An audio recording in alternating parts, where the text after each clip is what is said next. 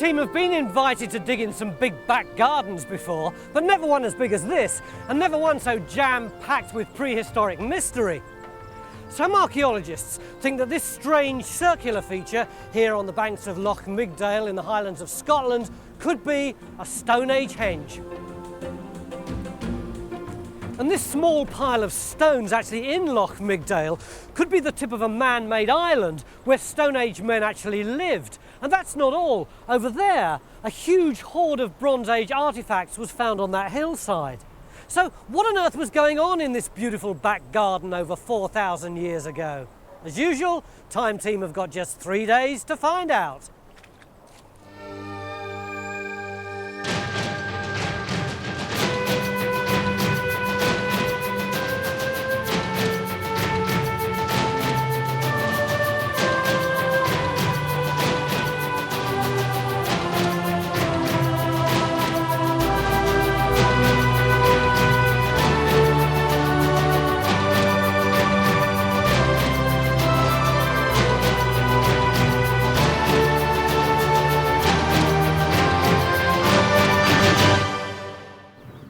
This site is an archaeologist's dream.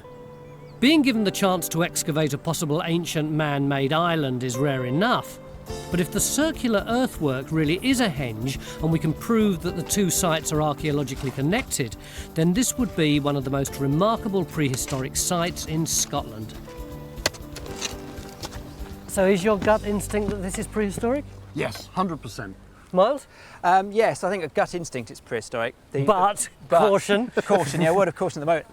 The actual basic shape of the monument fits also a shape of other monument types like windmills, hut circles, various types of burial monument. But I think we can safely say at the moment that I think it is going to be prehistoric. If it's prehistoric, what could it be?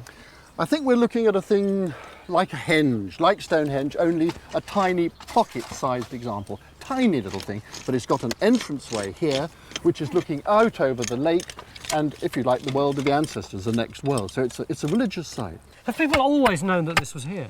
Well, it's been an obvious feature, obviously, for thousands of years, but certainly archaeologists have known it's here at least since 1970, when they cut out a quarter of this monument then. Unfortunately, their results were quite inconclusive, so what we're doing is re-excavating the area and hopefully trying to make sense of what it was they found.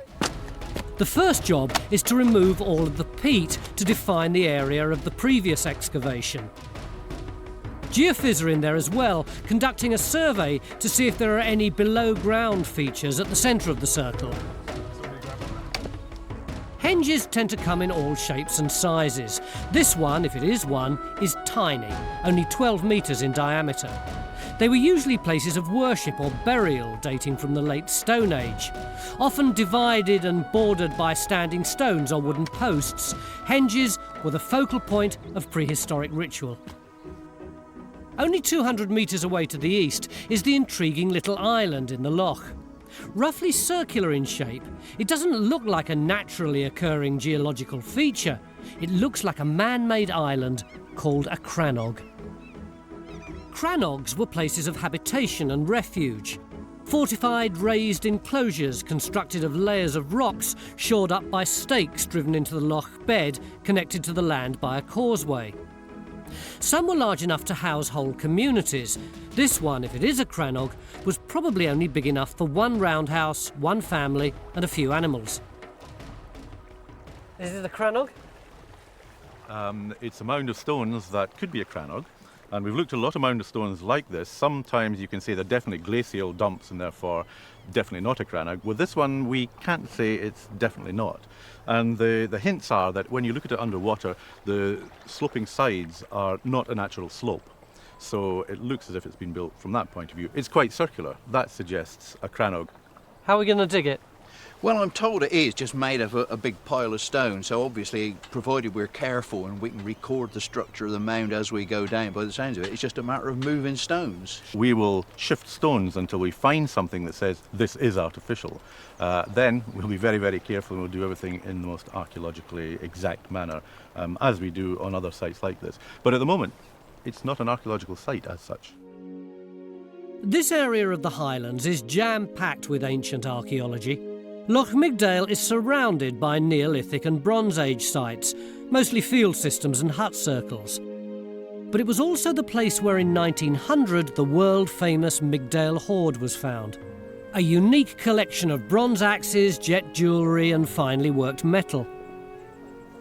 Rob and Cara, who own the land, appear to be living in an archaeological gold mine. Did you know anything about the history and the archaeology when you bought the estate? We knew that there were hut circles throughout the area, not just on our island, but I mean, there's an area called Erdens, which is further back up on the moor, which again is heavily circled, as it were. So we were aware of the artefacts that were in the area, although had not been sort of studied. And then there's the Migdale hoard. And then there's the Migdale hoard. Did that actually come from your land? It did come from our land, yes. The Migdale hoard is really interesting because that's the one bit of archaeology from this area that's actually been dated. The crannog on the Henge, we don't know what date they are. We've had no finds from them at all. The Migdale hoard is the only finds. But do you know exactly where it came from? It was found in a quarry that's over there, a granite quarry that was being blasted about 1900. And when they were blasting, apparently, this hoard appeared. And it's hard to imagine exactly how it was found if they were actually blasting the quarry. You know, a rock came off and there it was sitting. Yeah. Well, possibly. I think we need to try and find a bit more about that because that might hold the key to telling us what was so important about this area that it has a crannog and a henge, if that's what they turn out to be. The Migdale hoard was a key factor in helping archaeologists understand the Scottish Bronze Age. But the exact place of discovery and blasting has been lost. We're going to try and find it.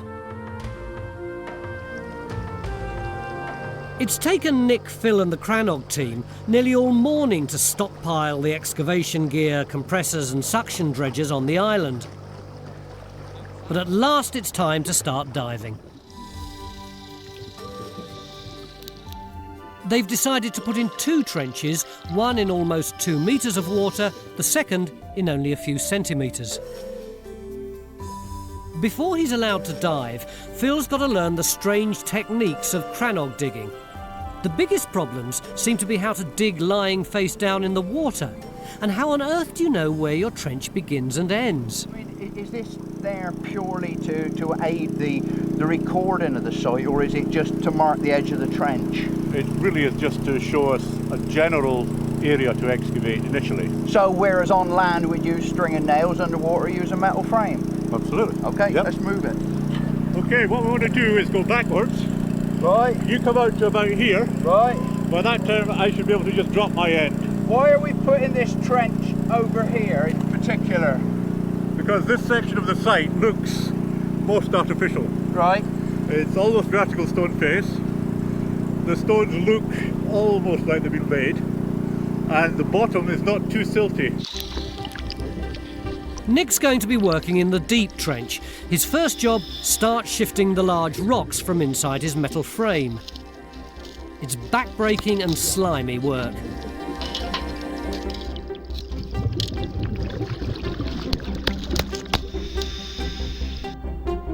Back on dry land, John's got the results of his survey. What they're telling me is that we're not dealing with a settlement site. And you can tell that from The lack of noise, basically. I've marked the approximate position of the ring, and you can see there's just 2 spikes inside, and that one there is clearly that igneous stone. We're not getting any areas of burning.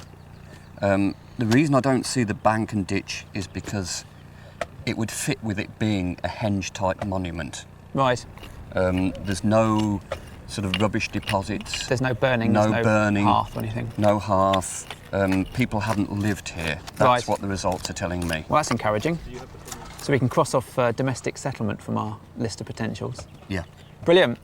So I think that's official then. From now on, we can all call it a henge.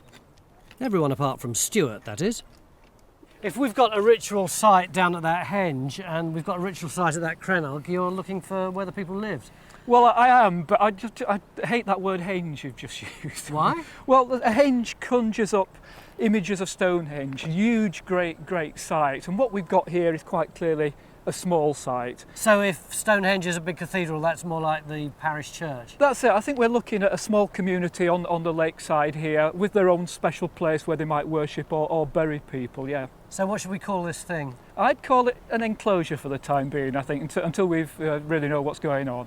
Have you found anything up here? No, not really yet, but what we have got is the Sites and Monuments records. You can see on here all these references to prehistoric sites around here. And I'm trying to see if any of these features around here might actually help us tie your henge, my enclosure, to the crannog and what might be going on around here in the prehistoric period. You can see there's all sorts of things on the surface around here. There's a very nicely shaped hillock just there, isn't there? Yeah, it's just a nice natural hill. Is it Yeah, now? well spotted. And yeah. what about these two little piles of stones here? Yeah, they're piles of stones as well. These are our clearance cairns. You see to the fields up here, they're nice and clean, they've been improved for pasture. Yeah. Well, one of the farming activities is to get rid of the stones and they dump them in piles. And that's what these are, they're stones that have been taken off these fields. But what's interesting about these is it's very much the same sort of activity as the prehistoric farmers who built the enclosure or henge would have been performing to clear the ground prior to starting to cultivate it. I've always suspected there was more to landscape archaeology than met the eye. Back at the incident room, Carenza's hot on the trail of the Migdale hoard. Where did it actually come from? Do we know? Well, we know that it was found in May 1900 when they blasted the top of a granite knoll. And there's a rather romantic watercolour which doesn't necessarily give you an accurate rendition of the landscape. And it says it was found in a weathered joint of granite knoll. And it may well be that they, from the condition of the objects, that they found it as they were putting the explosives down in a cleft in the rock. So what actually was in the hoard? Well, there were a lot of items. There was a flat axe head, and it's been tinned. The surface of it has been enriched with tin, and it would have given the axe head a silvery effect on the surface. There's also 6 armlets, which are graded in size, and if you were to wear them together, they look like a spiral armlet.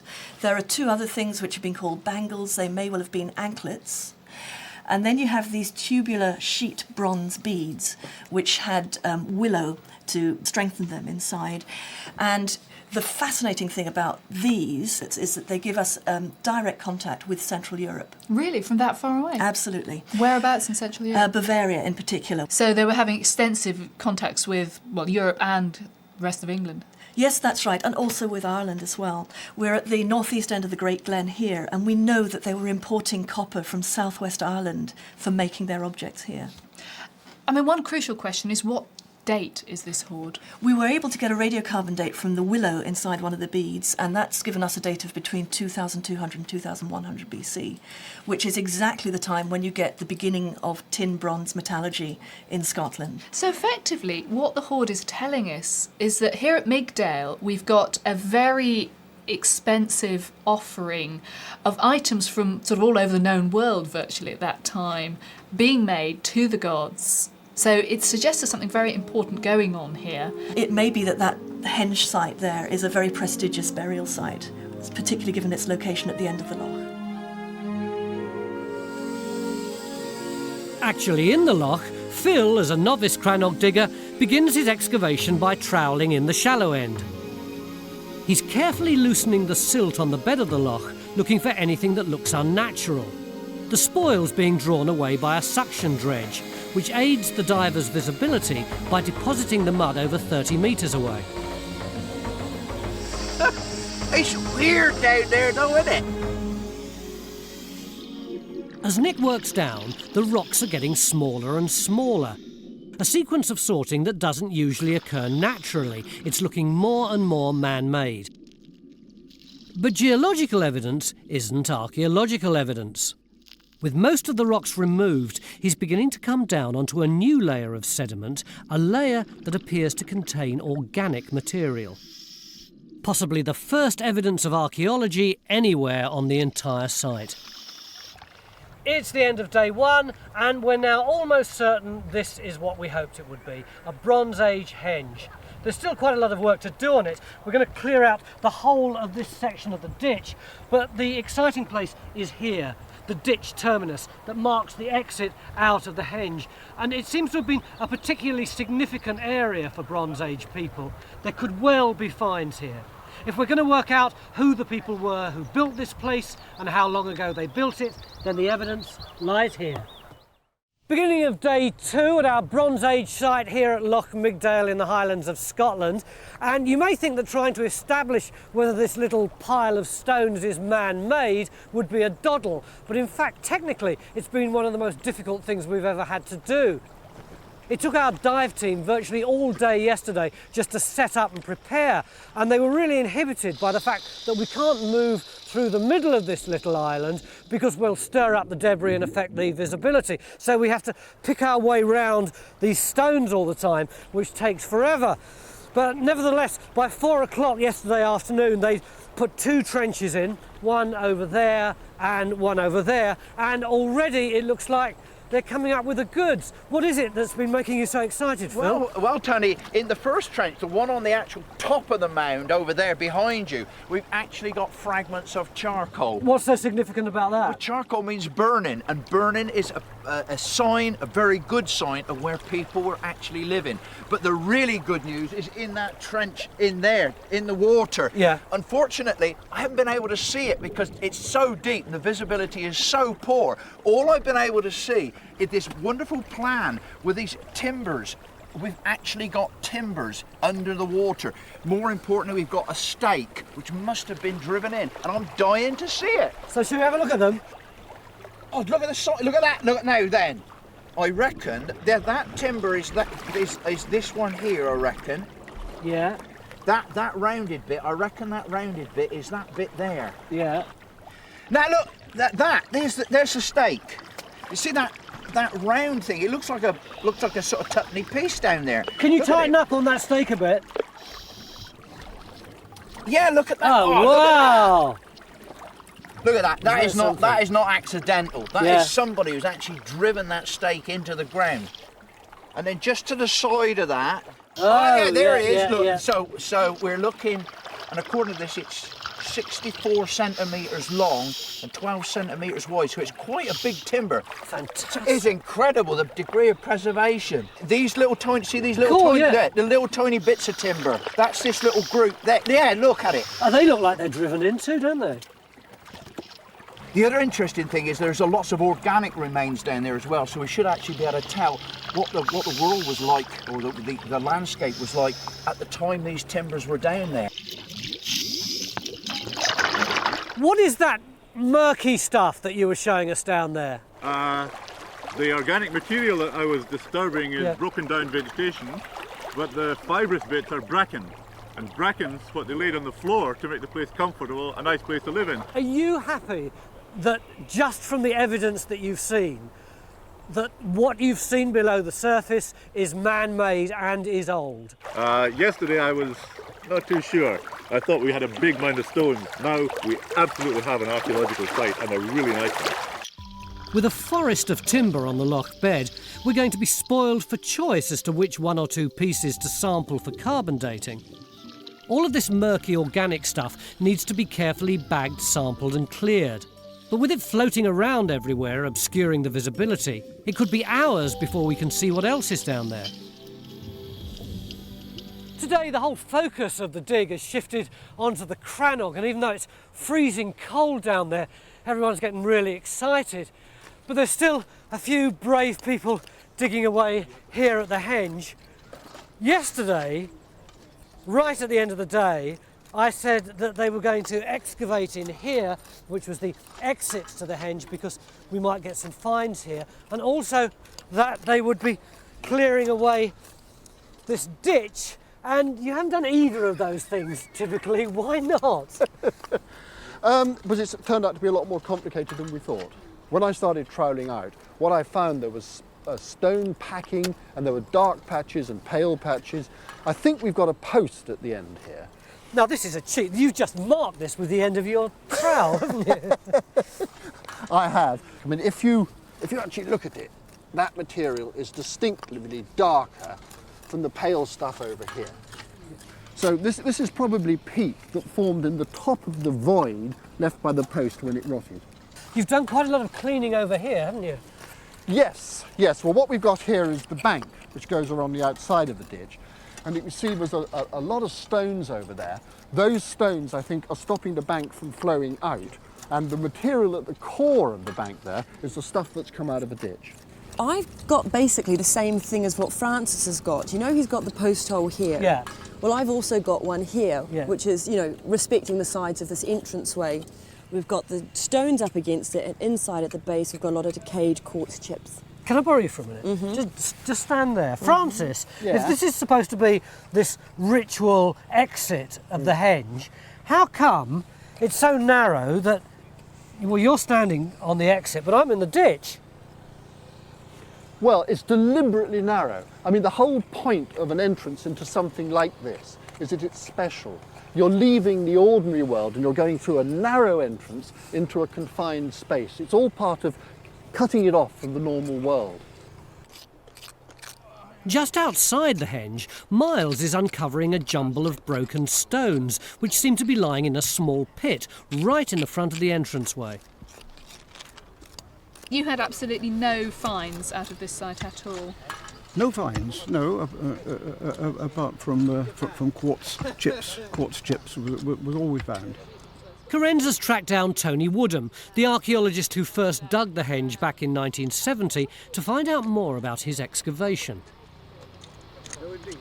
We only dug the centre of the circle from the inside of the ditch to the centre. It was about a foot deep. Right, so we've got a bit further to go to hit that area. Yes, and then indeed. you've got this black earth with charcoal. That's correct, yes. And that was a yes. sort of deposit cut into the sand, was it? It was lying on top of the sand. Right. It was lying on top of the sand, and we removed that, and it was just clean sand underneath. It was in my mind that possibly the site had been used during the Bronze Age for a cremation cemetery. Now we've confirmed it's definitely a henge, we're still struggling to find out what it was used for. Stuart's now taken up the challenge to find the site of the Migdale hoard, and local resident Marion Fraser has brought him some crucial information. I was certainly taken there to see the site. You were? Some years ago. Well, how many many years ago. All right, I won't ask how many, you're a lady. And I certainly saw the granite. Can you tell me where it is? Well, it's on top of Carnafeach, which is translated into English as Callachil. Right. And in the vicinity of Coolnara. So you're saying it was found up on Tulloch Hill, and that's the hill just up there above us, isn't it? The path is just beside the cattle grid, up to the ridge. We were told it was sort of way over there, which it doesn't appear to be. So it's, you know, to get this information is really valuable. Even though she was only a child when she was taken to the hoard site, Marion has given Stuart a detailed description on how to get there.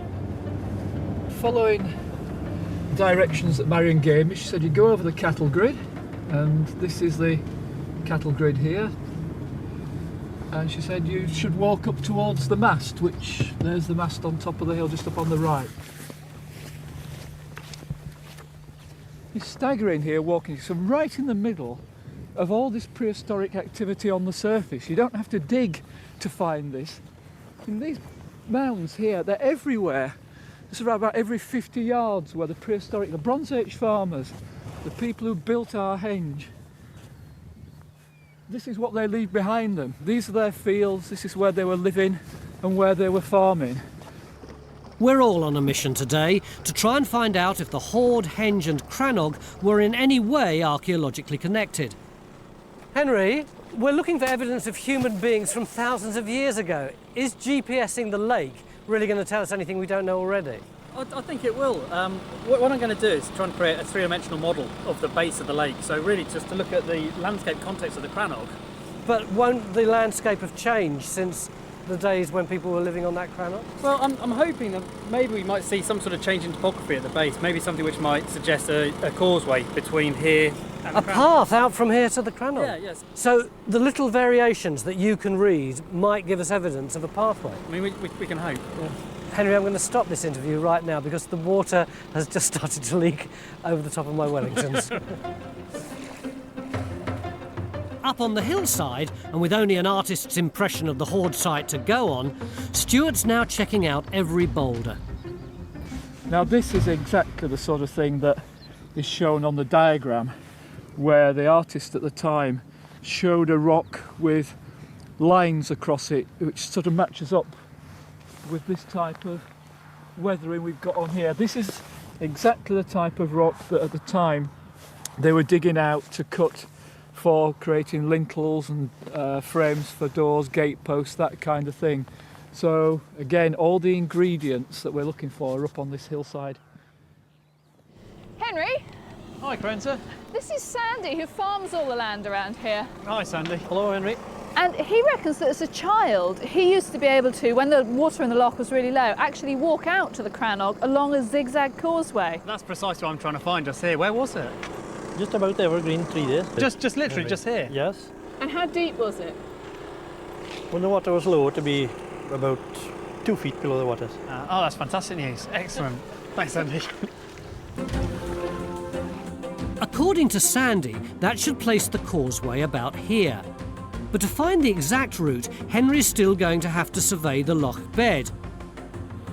With 3 orbiting satellites to give a global accuracy of a few centimetres, he'll be able to chart every tiny change in depth and produce a 3D model of the underwater terrain. Well, now I'm standing pretty close to where the artist drew this drawing from, I'm sure of that, where the Migdale hoard was found. It's Migdale rock over there. I've got a knoll, high knoll to my left. I've got the curve of the lake to my right down there. This perspective is now matching very closely. It reinforces to me this connection between where people are living up here, we've got the evidence for it on the surface, quite clear evidence, and where they were being buried and where the kind of the religious side of their life, as it were, at the end of the loch. There's a connection, a visual connection between the two here. This is important information because we've finally confirmed the position of the hoard, almost a mile from where everyone previously thought it was discovered. Before I go, there's one thing I've got to do though. I must get a correct grid reference to this to ensure it goes in the record. And in a few seconds it'll give me a grid reference which you can then put on the Sites and Monuments record so other people can come back to this place. Phil spent most of today lying face down in the freezing water, and at last he's found something. How's it going on your side? It's going really well. I'm still working my way through the clay layer and I still have bits of charcoal and a bit of gravel to the side. You're still getting the charcoal then? Little bits, yes. Because I mean, I'm getting my first few bits on this side, but I'm getting anywhere near as much as you. So it just shows it must be a very discreet little concentration. Not earth-shattering, but more definite proof of habitation. Nick's doing slightly better with what looks like an animal tooth and bits of burnt bone. Let's hope the organic materials that are being bagged up will give us even more information about the lifestyle of our as yet mysterious crannog dwellers. Back at the Henge, the excavation's progressing well, but with no more obvious structure emerging and no finds, there's a sense of frustration brewing. We have to find some datable artefacts, so we've opened a new trench 30 metres from the Henge that could be a prehistoric burial cairn. End of day 2, and it's been a day of real mixed fortunes. Over there on the land side, we haven't come up with any new evidence in any of our trenches. But the crannog has surpassed all expectations. We've found more wood than we could possibly have hoped for. So tomorrow we're going to try and lift some of it in the hope that we can begin to solve the mystery of who built that island and when and what it was used for. Beginning of day 3 in our quest to find out what was going on here at Loch Migdale hundreds or even thousands of years ago, and so far we've only been partially successful. We know we've got a man-made island and we know we've got a henge, but because we haven't come up with any datable material, we don't know whether we're in the Neolithic or the Bronze Age or even the medieval. So it's time for a council of war. How do we know what period we're in if we've got nothing to date it with? The thing about henges is they seem to be used as a kind of prehistoric observation platform, and whatever people were doing in them in the Neolithic and Bronze Age, they weren't leaving any objects. Francis, that's a bit of a dodgy old argument, isn't it? We know it's old because we haven't got any evidence. Now, unusually for archaeology, it's based on common sense, actually. I mean, you wouldn't find a load of kitchen rubbish in a church or a chapel. So, I mean, this does indicate that this was a special place. And the other thing about it is that its shape is very, very characteristic of the sort of small henge-like things you get in the northeast of Scotland. So I'm perfectly happy with it being Neolithic or Bronze Age. In fact, it can't be anything else. The one place where we have got finds is on the man-made island. Yeah. Are we going to be able to date them? Absolutely, no problem at all. Initially, we know we can get dates from them because we've got at least 50 pieces of timber. Because it's organic, we can get radiocarbon dates. Yeah, you say that we can get dates for them, but it's not dates we want, it's one solid date, isn't it? Nick, when we were chatting in the bar the other day, you were saying if it was a crannog, you'd have bucketfuls of finds, masses of finds. Where have we gone? Well, I think all the timbers and the bracken that we found, the the animals' teeth that we found, tooth and a bit, and the burnt bone and such. I call these finds. You know, I know that you want pretty things, but underwater some things aren't very pretty. As referee, can I play the sexism card here? Do you really want to find something pretty? I'd call timbers part of the structure.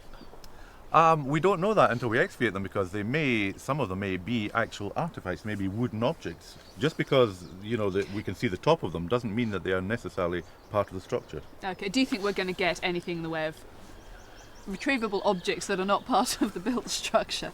Yes. Yesterday, Henry, assisted by the local farmer, found evidence of a causeway on the edge of the loch. Today he's in deep water. I have to have this. And having trouble enlisting help. I don't do surveying, I'm digging. It's all right. Just think of it as like a very long, thin shovel. It'll be fine. What happens when the water gets up to here?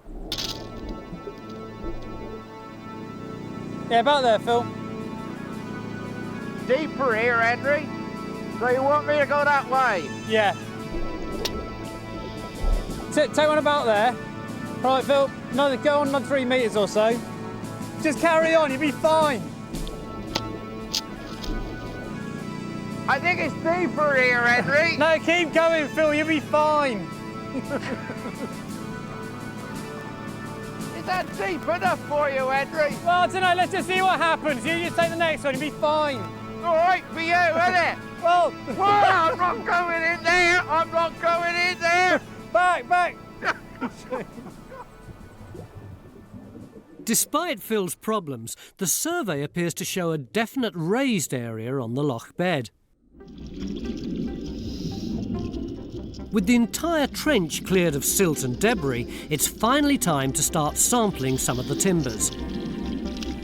Unfortunately, this is a destructive process, but it's the only way to get a carbon date. The timbers appear to be in a fantastic state of preservation due to the oxygen-free conditions at 2 metres below.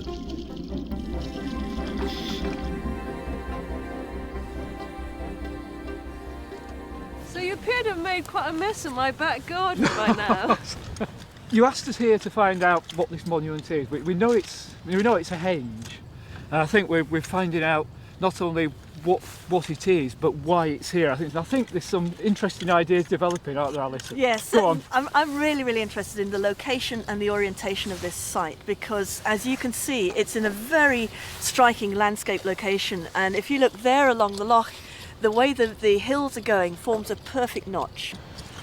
And what they've found is that the entranceway is really narrow. And what we need to do is to measure across and see where the exact centre of the site is, and then see whether you get a significant alignment from the centre through the entrance. Do you mind holding a raging rod for us, Cara? Okay. Things are about to take a turn from the archaeological to the astronomical. And if we measure from the centre of the bank, Alison? Right, that's 9 metres 50, 475, right? Okay, I've got that here. We're trying to find a significant alignment between the centre of the henge, the entrance and the notch. But first, they've got to find the centre spot. I reckon this is about the middle here, and... That's fine, Alison. Oh goodness. 475, and that's exactly where I am. Come and have a look at this. Oh. What do you reckon to that? God. Francis, could you just stand in the centre of the entrance for us? How's that? Oh wow, there you are. He's in the way of the notch. Is it? But another thing we need to consider is when people came here, what did they see? And to fully appreciate it, we've actually got to go up there and look at it from sort of a different direction. This is essentially where people would view it from when they approached it. You can see there with the poles now, you see it pointing straight towards that notch on the skyline. That's amazing, yeah. It couldn't be much better than that. Yeah. This has been very carefully chosen, it's a very special place. To find out which celestial body, sun, moon or star, would have aligned with and nestled in the notch over 4,000 years ago isn't easy. The Earth's constantly, if slowly, moving around its axis as it moves through space. This wobble or precession means that back in the Bronze Age, everything in the sky would have been in a slightly different place. Phil? You should put the thingy down. Henry and Phil are still on the trail of their own alignment, but the lining up of their pole isn't so easy. Well, hang on. Yes! Yeah, okay, hold it there. There How's it that is. feel? You got it? It's stone on the bottom there. Yeah. Right, move on. So, do you reckon we might be getting it there? Let's see where this next one comes to. Oh, look at that! Look at that. Right, hold it there. Got it, quick! Steady, steady. Got it? Yeah, got it. Henry's hard-won survey shows the remains of a stone causeway that once may have been 2 metres wide and raised half a metre from the loch bed. Either this was a submerged walkway offering defences against invaders, or it was the foundations for a raised wooden walkway long since rotted away. Last evening we opened a trench on what we thought could have been a prehistoric burial cairn. Alison, this is turning out to be the 4th monument on our site, isn't it? Yep. What have we actually got here, do you think? Certainly looks like a small curved cairn with the curb going around there and we're standing on it here. Right, yeah. And that hollow there looks to be robbing, where somebody's obviously gone to find the treasure or whatever. So you reckon there was a burial in there which someone's dug into and thrown the stones sort of over there? That away, yeah. But luckily for us, they missed this one. You think that's the second burial? I think it could be. It's a very intriguing cluster of small stones that have been deliberately placed here. I think we'd better keep these stones. They might well turn out to be specially selected, so Yes, we'll put them to one side. This isn't going to turn out to be someone's cat, is it? Hope not. From 10 years ago. This possible burial cairn is only 30 metres from our henge, where new features are turning up everywhere. It's starting to look like a Swiss cheese over here. It is, but it's a lovely series of stake holes. What we've got is lines of stake holes that would have had wood in them radiating out from the central post. They would have stood probably about this high. So would these have been little fences or something? They could have been. There could have been internal partition within the henge. They're lines radiating out, pointing to distinctive features in the landscape. Or marking the stars? Or marking the stars, could well have been. We just don't know. How do you feel about having a ritual astronomical clock in your back garden? No, I think it's pretty cool to have. This is all a bit different. It's looking a bit nicer now, isn't it? Right smack in the middle of the entranceway, we've got this sort of roughly square pit, and it's filled with stones. With this gorgeous stone on the side. This one's nice, isn't it? Has that been worked? It looks as though it's ridged. It looks like it's faced down this side, but there's certainly one or two sort of tool marks where it's been rather crudely sort of dressed along this edge. Could that have fallen? Or do you think that's the position it was in? Or is it I'd like to think it's fallen. We don't know as yet until we actually had a chance to lift this, but it's quite possible that this fits onto this. And that's actually a broken stump. Lintel?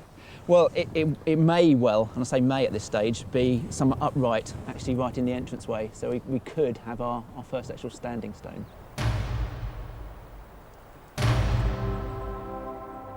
When stood up, Miles's stone fits exactly in the centre of the entrance, and its alignment with the Misty Mountains can't be accidental. With the small stones removed from the top of the possible burial, Francis, instead of finding bones, is starting to uncover what looks like a wooden fence post. When we first hit it, I thought it was modern and it's got a square edge. But actually now that we've got a bit more exposed, I'm rather excited. In fact, I'm extremely excited. I think the reason why Francis is so excited is that the wood looks like it's been cleft or split with an axe. that's the way you work wood if you don't possess saws. And in the Bronze Age, they didn't possess saws, so they had to split their wood. So if this is a Bronze Age stake, Alison, does this make you think it's something other than a cremation? It makes me think very hard, yes, because I cannot think of a single example of where you've got a stake above a cremation. So maybe this is the thing that really matters, and this was what was buried under this miniature cairn within a bigger cairn. The soil around the wooden post is littered with tiny white quartz chips, another sure sign we're in the Bronze Age. Though we don't know what they're for, these hand-chipped mineral pieces may have something to do with ritual purification of the monument. So you're confident these are man-made? Absolutely, yes, absolutely. And they're very common on sites of this period. In typical Time Team fashion, it's almost the end of the day and we've got finds everywhere. Now we appear to have a stake to go with our chips. Is that one of the stakes? It's not really a stake, it's in some ways more interesting. Why is it more interesting? Because it appeared to be set into another piece of wood which is embedded down underneath the organic material. It's about that deep. So what does that imply? It implies that it's part of a more complex wooden thing. But do my eyes deceive me, or are these tool marks on the end? There are tool marks on the end, That's absolutely. Well done. Whether there will actually be little signatures on it from the damage in the blade of the axe, I don't know, but there are definitely tool marks on it. Now fully excavated, it's time to lift the very fragile wooden post. Okay. Well done. Well done. Gosh. And there you are, with one of these quartz chips sticking to it. You can see it's pressed against that. That absolutely mirrors that shape. So it's been squashed on there for thousands of years, and the wood has taken up that shape. So I'm in no doubt whatsoever that we have a piece of 4,000-year-old wood. I mean, as far as I know, nothing like this has been found in this kind of context in Scotland, ever. That's absolutely extraordinary. I mean, isn't it? I've never dug anything quite as odd as that. I mean, that was just weird. Ah, that's interesting. The only other items in this trench were two flat pieces of stone, most likely to keep the wood straight and upright. But the mysterious post still had one more secret to reveal. When it was cleaned up, it was found to be made not of wood, but of highly compacted peat. What Francis had excavated was the ghost of a tapered wooden post, which had rotted away, leaving a void which had been filled by the slow deposition of peat. I think it may be more to do with our marking of significant points in the landscape at significant times of the year than with any funerary thing. We haven't found any cremated bone at all in here. So what they've done is to bury their sacred post. With all the timbers removed from the crannog, the last job is to replace the large rocks lifted on day one. This is essential to maintain the stability of the archaeology and prevent further erosion. All of the crannog finds are safely on dry land, and it's crunch time. First thing this morning, we said if there was one thing that we wanted, it was datable evidence, particularly out of the loch. We've got some sheep's teeth, burnt bone of different sorts in there. I say sheep's teeth, but in fact we've had a look at them. We think it might be deer's teeth. Yeah, possibly. So we've also got some sheep animal droppings in here, probably sheep droppings, and also there's charcoal, so we know that people were living out there. There's no doubt about that. We also said that there were some small stakes and timbers, and we've sampled some of those. Here's one of them. That's the bottom of it there, and we have cut marks on the end of it. And I think one of the cut marks in particular, in fact the nicest cut mark, which is This one here is very small, I admit, but it has little striations on it made by damage in the blade of the axe that was used to cut it. But I think that that's a very interesting one. The cut looks at first glance to be scoop-shaped, and for a moment we all got rather excited because scoop-shaped cut marks are a Bronze Age phenomenon, and no one has ever found a Bronze Age crannog. But the scooping could also be sag, caused when a waterlogged find is exposed to the atmosphere. Which must be what happened, because radiocarbon dates put the timber firmly in the Iron Age, between 100 BC and 100 AD. And are you happy to say that our Henge and our Cairn are Bronze Age? Yep, I think they're Bronze Age. I think they're probably at the other end, the early end of the Bronze Age. In fact, Alison thinks they're from the very beginning of the Bronze Age, around 2000 BC, which means we've uncovered evidence of 2,000 years of human activity here on Loch Migdale. I think that that is something that's worth having a dram to.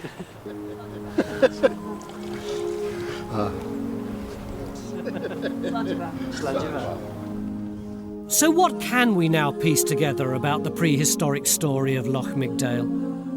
Around 2100 BC, a community of people settled and farmed on the land above the loch.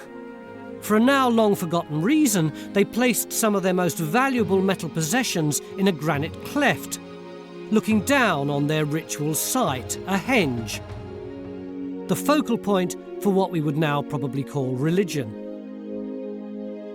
We've calculated that the wooden post at the centre of the henge and the standing stone in the entrance aligned perfectly with the sun as it rose through the notch in the hills at the spring and autumn equinoxes.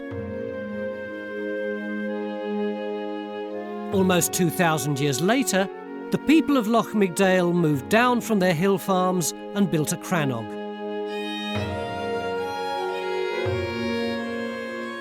Why they built it, how many people lived there and for how long, we'll have to wait for a future excavation.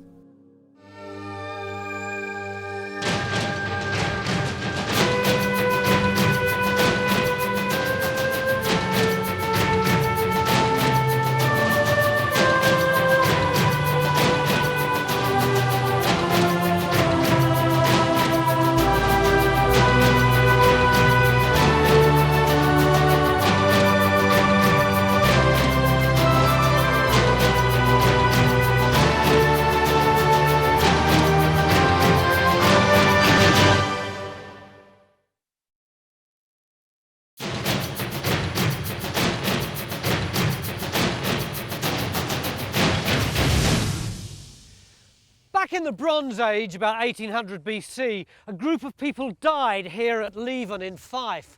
We know that because of these, 8 tiny graves in a small cemetery. But what we don't know is who these people were.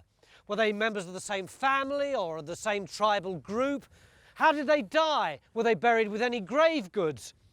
This ancient burial ground is of great archaeological importance, but it's under threat from a building development. Over the next few months, this entire field will be covered in houses. So we've been given the rare opportunity to find out as much as we can about the people who lived and died here nearly 4,000 years ago. And we've got just 3 days to excavate this entire cemetery before the archaeology is lost forever.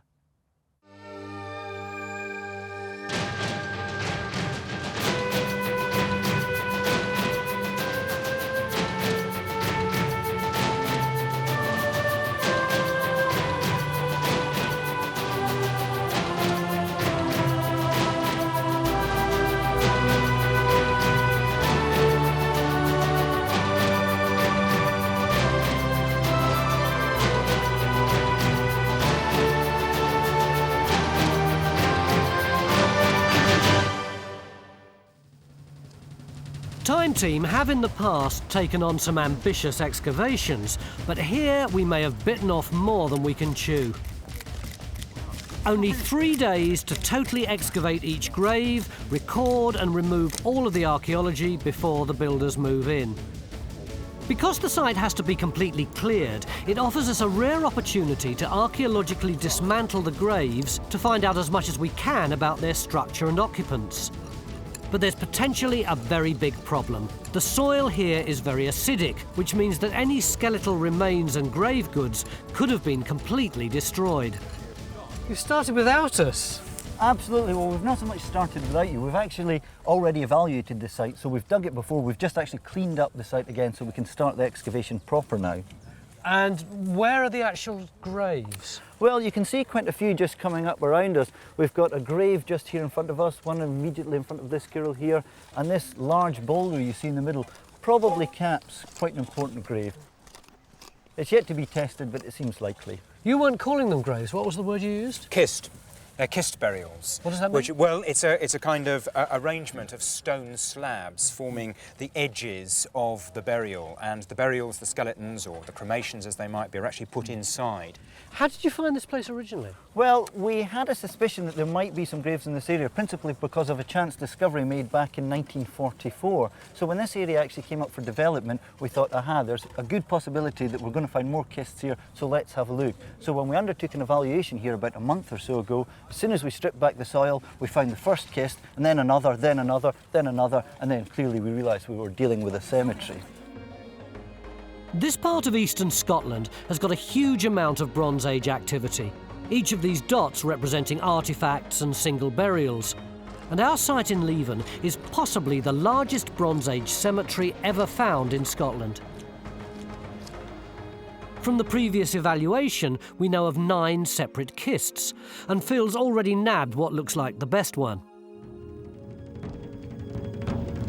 Well, this is quite a moment, Tony, because this is the most complete one we've got. This is the only one that's still got this enormous capstone. It's really well sealed, isn't it? How are you going to get it off? Well, we've got to literally reconstruct what they did and dismantle it in reverse. So the last stone that they put in is the first one that we take out. This stone here, for example, you can see it's well and truly on top of the capstone. So that one can come. It looks very fragile stuff. It's not very good stone. We must make absolutely sure there's no detail carvings or anything on the undersides of these, but it's very, very rotten. You can see it's very, very laminated. Look, it just, you see, it's very, very rotten stone, but obviously did the purpose. What do we do with this rock? Is it worth holding on to? Well, obviously, if there was any of it that's got any signs of working on, then we'd keep that. But this stuff, it's just stones, basically. We'll just chuck it on the spoil heap. This can all go.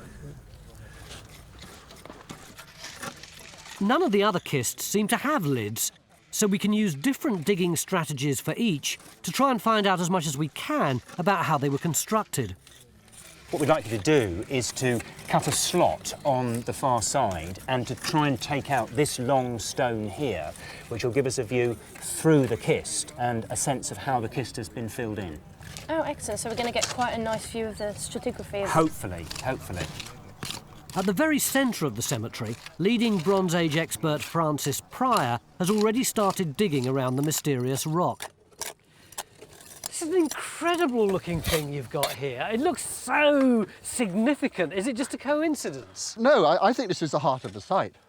I mean, forget all those graves and things. I mean, this large lump of rock is the key to it all. What do you think it might be? Well, we'll know that when we've dug out the pit into which it was sunk, which I've marked out with my trowel. So let's have a look. The pit goes all the way around here. All the way around, yeah. That's it, and then we pick it up here. So you think the pit was dug first and then this was put into it, so it wasn't here when the first burials were done? Well, what I would like is that the pit is much earlier than the burials, and that this was a sacred site for centuries before they started coming here with the burials. That would be lovely, because it would show that this particular bit of land had always been important. So might this even be Stone Age? Well, it could, yeah, it could be. Yes, why not? And there might actually be a body under there? Oh, that would be lovely, wouldn't it? There could be something, though. Oh, there could be, yeah, there could be. Just depends how deep it goes, and we don't know how far that rock's going to go. And what's this here? Well, that is a spread of burning. There's a lot of burning on this site. And what's fascinating about that is that the burning there is cut by the pit. So what does that mean? That means that the burning has got to be earlier than the pit. I reckon there's something strange going on here. Maybe they were cleansing the site in some way. You know, maybe there were trees here and they had to be burned and sort of disposed of in the correct way. Because there are lots of patches of this burning all over the place, aren't there? 215. Geophys are conducting a magnetic susceptibility survey, which should, by measuring variations in magnetism in the ground, prove whether these black areas are indeed burning. 215. Even though the 9 kists were only discovered a month ago, this field has turned up Bronze Age archaeology in the recent past. When did your dad discover the first kist? In early 1944, when a plough nicked the top of one of the covering stones. And you saw it? Yep, I was brought down at the age of 5. So it's a little time ago. A little bit ago, but I was. I'm rather hazy about what I saw. I do remember seeing one of the kists opened. No, it wasn't being opened; it had already been opened, but there were 4 red sandstone sides to it. How long after your dad discovered it was it actually excavated? It was found in January, and the excavation happened in June. So what happened to the site between the beginning of the year and July? It was left open. It's quite possible some of the artefacts had disappeared. But when the excavation actually eventually took place, they found a black jet bead and some bones. The bones were analysed and found to belong to a 12-year-old boy. Quite why he was buried with a necklace made of Yorkshire jet, and obviously highly prized, we'll never know. We should be able to find whatever remains of his grave somewhere in our cemetery. Alice is excavating 2 small kists to the east of the big stone. Could they also be the graves of children? You're well underway, and I think we probably need to pause and take stock, because this is not quite what we expected. It looks to me a little bit as if we've got the natural subsoil already showing through here. There's a definite change. I've come down on this and it's sort of quite sandy. I mean, one possibility that occurs to me, given how small the kist is that it might actually be a cremation with the bone well burnt.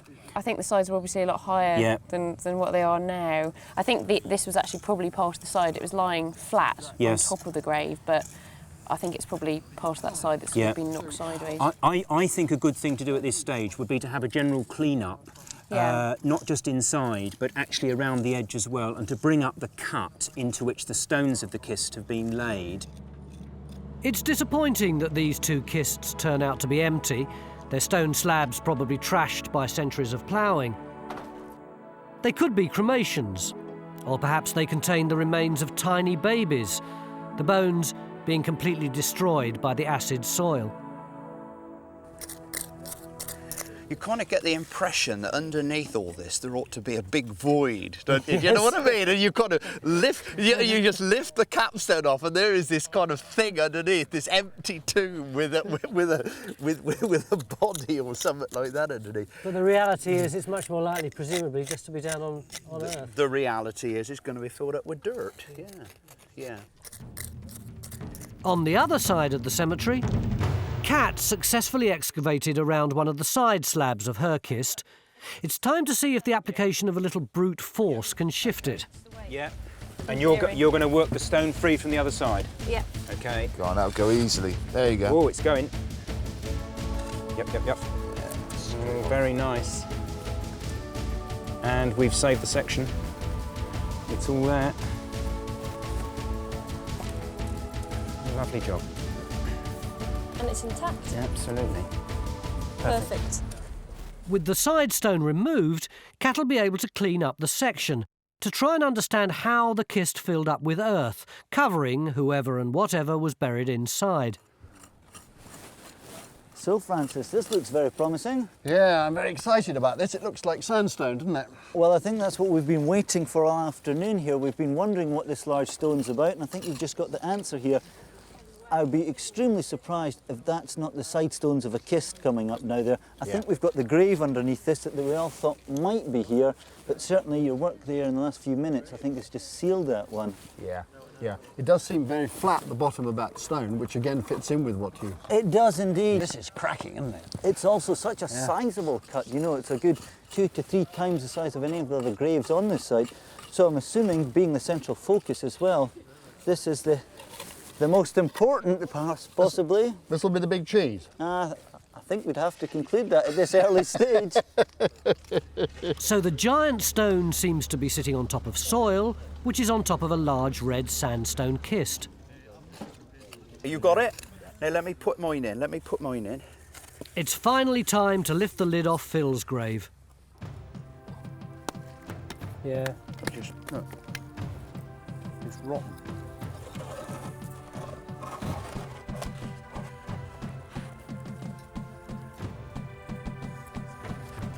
That's better. That's better. That's better. Now, all we got to do is try and slide this up. Reckon we can do it, Carrie? Okay. That's it. Fingers. Well done.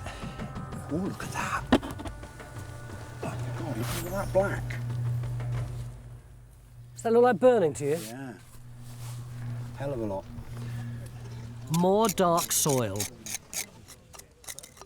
But this time on the inside of the kist. Could this be ritual cleansing of the cemetery as well? Just see if that's burnt, Phil. Do you want me out of the way? No, you're okay. Where you've got something that's hardly fired, you get really high readings, and that's giving average readings, if not low. Suggests to me that's not actually burning. So in other words, that's just a some sort organic residue below the stone. Okay. So if it's not burning, what is it? We're going to take samples for lab analysis.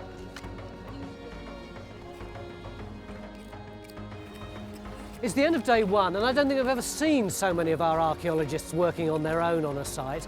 They've each been allocated their own grave, and they know they're really up against it for time now to see if they can work out over the next 2 days what's buried down there, and also to see if they can understand what's underneath that mysterious stone right in the middle of the cemetery.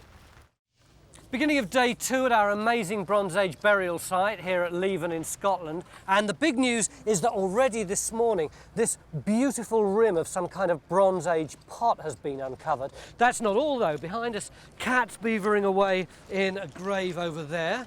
Alice is excavating this one down here. In about an hour we're going to lift the stone right in the middle of the cemetery. We hope to find something intriguing under there. We've got 1, 2, 3 more graves here. The whole thing is riddled with potential, Phil. Have you got anything at all in your grave yet? Of course I have, Tony. I am so chuffed. I've actually just got our first bit of human bone. I've actually got down onto the skull. Where is it? There it is, just poking out of the section there. It's not in very good condition, but the main thing is I've actually got human remains in these graves. Until you find it, you don't actually know whether the soil conditions would have destroyed all the bone completely.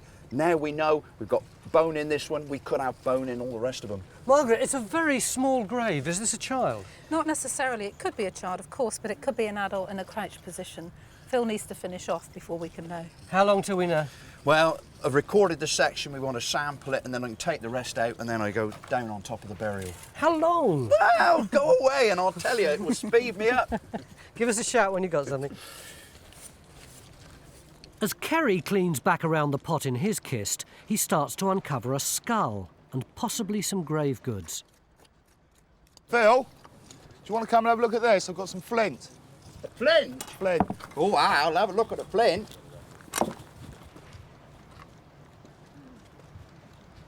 Got this on the opposite side to the vessel here. Good God. God, that is gorgeous.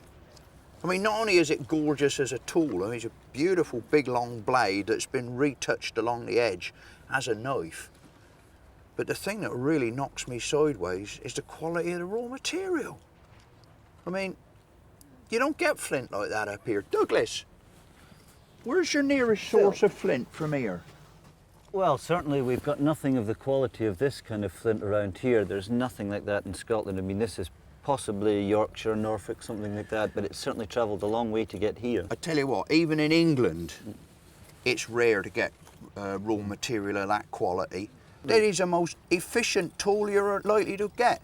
And you can have it, like, just hold it like that, or you could slot it into a wooden handle or something, glue it in there. It's the most gorgeous thing. Absolutely, but look at the context. We've got a particularly high status burial here. I mean, this food vessel with the package there with a flint knife, an extraordinarily rare find indeed. I tell you what, when I go, you can put me down with one of these. I'll be gone. God. See the target ahead, Francis? Oh, yeah. A few hundred metres to the north of our site, there's more Bronze Age archaeology, which could be evidence of some sort of settlement. It's like a good standing stone, doesn't it? Absolutely. It's only the top of what it used to be. It used to Really? be twice as high. Oh, really? Really? Yes, it'd been knocked down, I think, probably in about the 40s or so. Yes, I mean, an awful lot of effort went into putting this up. I mean, imagine it twice the size. You know, I mean, you're talking about possibly, you know, dozens, maybe hundreds of people coming here to do that. It's a major bit of communal work, I think. Yeah. And I think it was there for a purpose, and I think the best purpose is that it's territory. You know, we're on this side, you're on that side. We're probably very good friends, but you know, the landscape's got to be parcelled up, hasn't it? In the same field as the standing stone, Peter's found several small stone objects that he'd like identified. I was wondering if that was possibly extremely old. It is. I think it's extremely old. Yeah, it's the way that hole's been made. As you can see, you can put your finger through it, but it's been cut from both sides, drilled from both sides, like an hourglass. I think that's possibly a mace head or something like that. Certainly prehistoric. Oh, that's fascinating. And this thing has caught my eye. If you actually look at it, it's very, very smooth there. If you'd like to feel that, can you? Yeah, it's amazing. Isn't it? Yeah.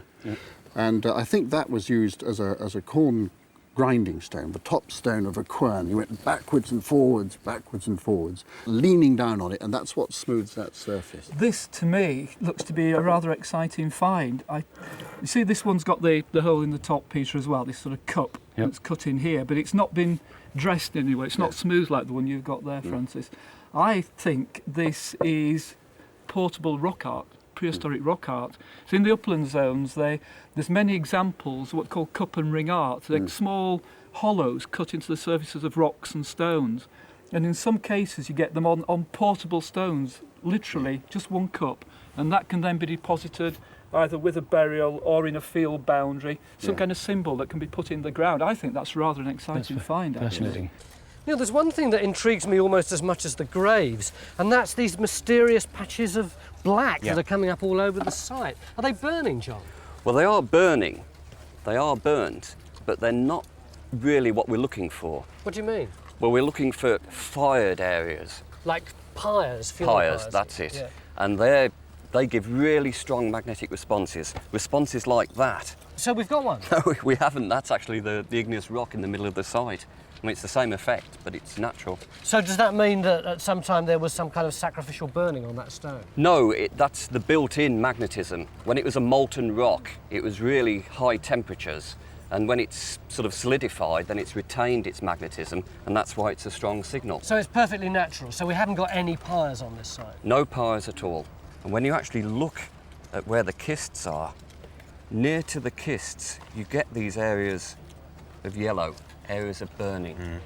And they're one-off events, though. So would you speculate that what it means is that as each person was buried, there was some sort of fire process associated with that? Yes, I mean, it's possible there are cremations on the site and then we're not really seeing the bone. It's possible there's funerary feasting, which is represented by fires, and they're one-offs. It's possible there are burnt offerings associated with the burial process, but they're all pretty small-scale fires. That's what the evidence is suggesting. What we do know is that there wasn't one kind of ritual place where bodies were burned. Well, the one big uncertainty about the evidence that's coming from the Mag Sus, it seems to me, is this impression that we're getting that underlying all of the burials is this great big burnt event, which doesn't seem to be showing up at all. This is Francis's idea, that you've got this sort of ritual cleansing by fire, and we're certainly seeing our kists and our mounds going in on top of that right the way across the site, but that's not showing up on this survey. So that's pure speculation. It is, there's a lot of speculation in that, yeah. The bones in Kerry's kist are fragmentary, but the skull gives Margaret all the information she needs. We've got the skull of a very small child or a baby. Now that looks to me like an adult skull. No, what you've got is with young skulls, because the sutures are unfused, as soon as everything decomposes, they fall apart, and the pressure of the soil just pushes them flat against the soil. How do you know They that's a look baby much and not an adult? It's very, very thin. The sort of texture of the bone, the configuration of the bone suggests it's somebody who's very young. Another child's grave, the second on the site if you include the 1944 excavation, the third or fourth if you include Alice's tiny kists yesterday. Over in Cat's Trench here, is this another burial? Well, what we've got here, which is really interesting, is some cremated material coming at the fill, but it is cremated bone and it's probably human. But what's very, very interesting about it is you've actually got marks on it. You've got these series of horizontal cuts going across it. Initially I thought maybe they were the marks you get when bone fractures during cremation, but they're not. They're the wrong shape, they're too even, too uniform. So something was done to that bone before cremation, which is rather strange, because if they'd been defleshing, then the bone wouldn't cremate, because you'd never get the thing to a high enough temperature. Part of the cremation process relies on the body catching fire and then continuing to burn, literally under its own steam. So have you any idea what might have caused those marks? No. They're obviously caused by some sort of processing, but it just seems slightly odd that they're also cremated. The idea of body processing could very well tie in with Neil's speculation about burial rituals, which in addition to fires or feasting may now have to include deliberate defleshing. 2:30, day 2. We're well on the way to having excavated all our tiny little graves, but now, the moment that we've all been waiting for, we're going to shift the big stone in the middle of the cemetery. So everyone's going to have to clear out the way. Alice, can you clear now? Cat! We're moving this in now. Jim, can you clear? Stop. Hold it, Dennis.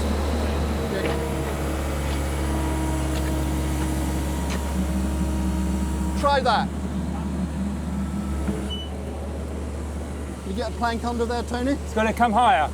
Don't come much higher than that. It's got to come higher. That's it. That's it. That's it. Okay. Right, we get the straps on. 1, 2, 3. There we go. Okay. Whoa, whoa, whoa. It was all you two.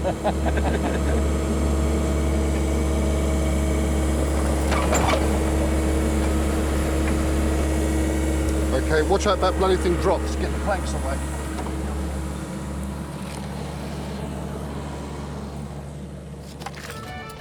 We know from yesterday that below the oddly shaped capstone there's at least a foot of soil above the kist. The digger's priority is to remove the soil as quickly as possible so we can get an idea of the scale of the obviously huge red sandstone lid. Kerry's kist has been recorded. It's time to lift the grave goods. That's a beauty. That's wonderful. Well, it's a Yorkshire vase food vessel, and it's actually very, very similar to one of the ones that was found in the evaluation. So if I hold this beside it, you can see it's the same shape, it's the same twisted cord impressions, and this is very exciting because one of our issues is to see whether we can identify the work of individual potters. Yeah, see if this is a twin pot. Were they made by the same person? Were the people buried at the same time? Post-excavation analysis seems to indicate that the two pots were indeed made to the same design by the same potter in 2100 BC. As Kerry removes the remains of the child's skeleton, a small find comes to light among the teeth. Wow, so this bead. It's really exciting, isn't it? Amazing. I mean, it certainly isn't one of these barrel-shaped or oval jet beads. Yeah. And I wonder very much what it's made of. I don't think we'll be able to tell until Dana has had a look at it, cleaned it up, and looked at it under the microscope. And it certainly feels like stone to me.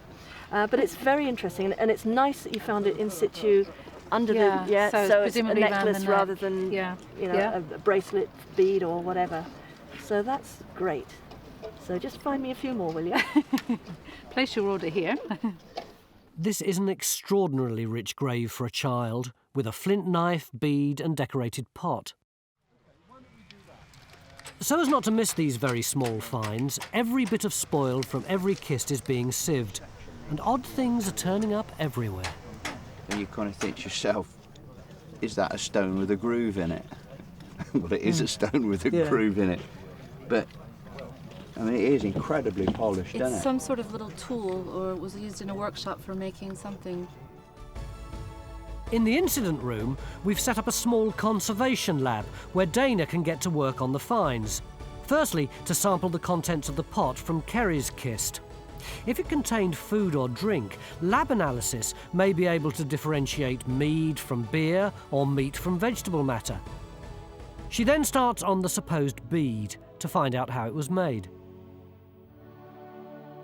I've cleaned it from each end and it is hollow, so I guess it was a bead, eh? Great, that's fantastic. Wow. Yeah. But it looks as if it's quite uneven inside, as if it's... Yeah. I don't see any evidence of drilling. Nope. So I think it's it's natural, isn't it? It's a natural freak that's been used as an amulet. That's great, and that's similar to this other stone. Yeah. So we've got this in two different kists, unusual stones. I mean, one uses jewellery, and this one which seems to be perhaps just carried around, or...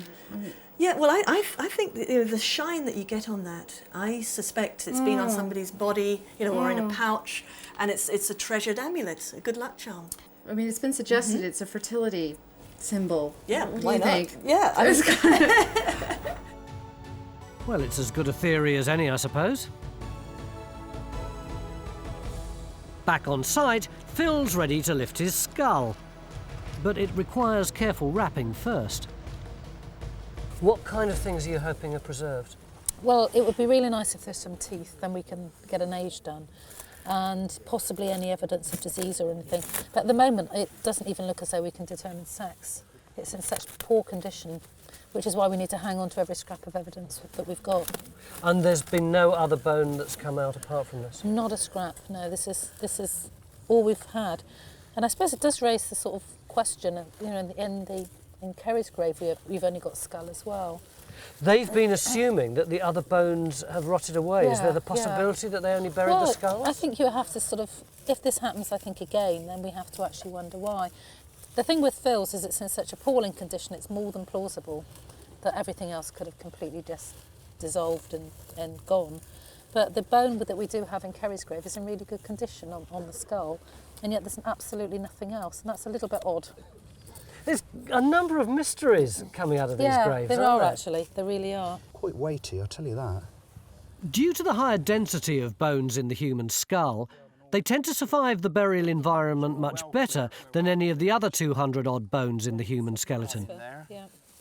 Just pack it back round. Pack it round there. But with no other bones to work with, the skull is our only chance to find out the age and sex of the burial. Dana, something for you. From you? It must be something bone-like? It's Yorick. It's the skull from Phil's Trench. And it's in such poor condition that we've just lifted it in a block, and it needs dismantling so that we have as much bone in one piece as possible, if that's possible. Okay. Let's have a go. No bone, no teeth.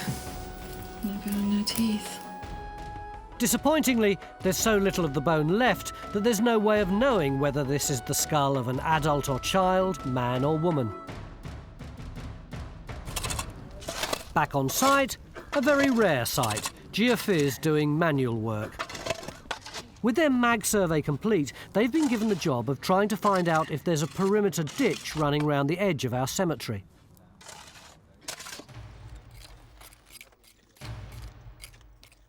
All day long, while we've been working on these fascinating burials and excavating these beautiful pots and skulls and little bits of tooth, we've thought that maybe deep in the heart of this cemetery there would be something special, something very important. But we could never have guessed that it would be as significant and as beautiful as this. This is either one of the biggest Bronze Age kists ever discovered in the country, or else it's something far, far older, possibly even Stone Age. And the answer to what it is lies down here somewhere.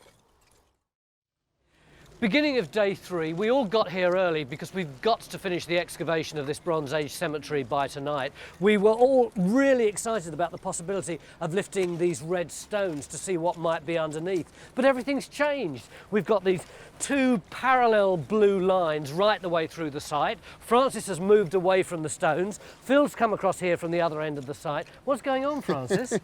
Well, we realised at the last minute that central grave, as we thought it was, isn't central. We found a ring ditch goes around the outside. That central grave is off-centre, so it can't be the main focus of the site. But we thought the stones were at the centre of the site. Where is the centre? The centre is over there. Follow the blue strings. Yeah. The centre is about here. So what we're doing, we're putting a trench right through the centre of the mound, okay? Hopefully we'll find a central grave if there is one. Then we'll understand the site. Right now we're circling around in a great mass of mound. One small question. We've got something like 9 graves to excavate. Yeah. You've now put in this massive trench. Yeah. We've got to have this whole site excavated by the end of the day. Can we possibly do it? Well, I think it's going to be a tall order. I think it's going to be a very tall order. Henry? Francis has just changed our entire strategy because he thinks the centre of the cemetery isn't where we thought it was, and also because he says that he reckons there's a ditch all the way round it. Is he right? Well, we've seen the ditch on this side, and I've surveyed that in along this edge. Now, if you sort of extend that into a full circle, it places the centre of that circle somewhere around about here. Do you buy this as a model for a Bronze Age cemetery? Well, I do, because there are many examples of cemeteries like this, which you've got an area surrounded by a ditch. And interestingly, if you look at the definition that Henry's put around this, all the kists that we've got are within that circle. So I think, to me, that's a fairly good indicator. We've actually got the limits of this cemetery. Around the big kist, there's a definite sense of anticipation. Everyone wants to see what lies beneath. But when you're dealing with large stone blocks that could collapse at any time and destroy the delicate remains below, you just can't rush. In the middle there, is that a separate stone? Yes, this looks like a locking stone. What do you mean by that? Well, I mean, it's sort of wedging the 2 stones together and keeping the seal, keeping what's in here. And, you know, the whole of this crack that we've got here between the 2 stones was actually sealed together, which is why we've got this problem of some stuff in danger of falling in. Yeah. This one looks as if it's going to come away quite cleanly. My worry is there might be something underneath that's going to drop away as we do it, so I want to clean it quite carefully. Some bits of very modern looking material in there as well that are shining, almost like tinfoil or plastic. Make sure this is all part of the same. Which is weird because it had the capping stone on top, so how could that have got in there? Doesn't make sense, does it? Could it be modern or could it just be old and it's caught the light? Tantalising. Okay. Let's see if this watch it doesn't bite you. Thank you for that, John. Rooty. What that is. That's what's shining, Margaret. So it is plastic, isn't it? It's a nest, isn't it? Oh, so rodents have introduced that then? That's what we were seeing. Extraordinary, isn't it? Yeah. How on earth rodents could get into a stone-lined tomb buried a metre below remains to be seen. Before we can lift the stone, we've got loads to do. The trench is extended so we can get the heavy lifting gear in, and the weather's not helping. Bubble wrap has been fed down the crack in the lid to protect against any possible rockfall, and padding is wrapped around the stone before the lifting straps are attached. It's more like heavy engineering than archaeology. The lifting of this huge stone is using up a lot of manpower and resources. It's almost 4 o'clock and we've still got 4 kists to excavate. A few metres away from our big kist, Kat has at last found some archaeology in an otherwise empty grave. I've got a pot. Is it the same as the other one? No, it's slightly different. Kerry's was very ornate and ours is just very, very plain.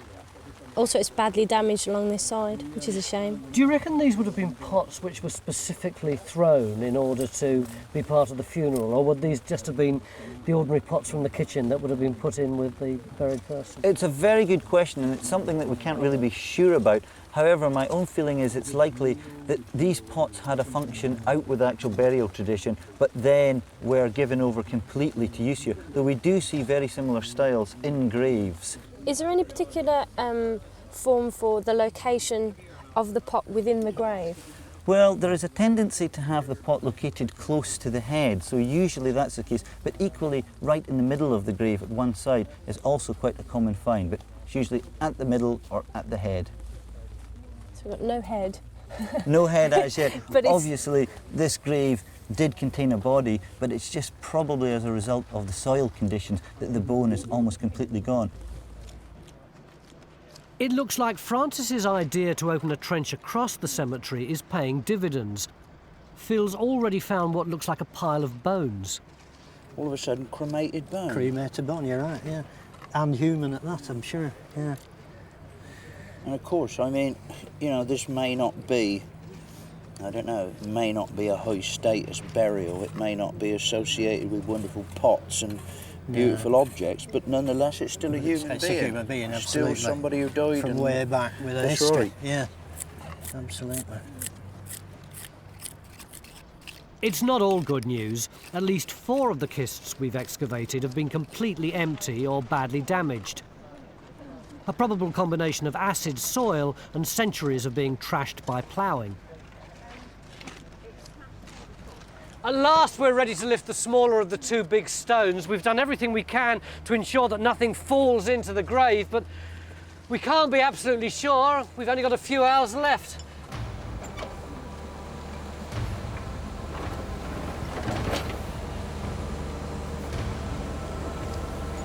Lift it clear.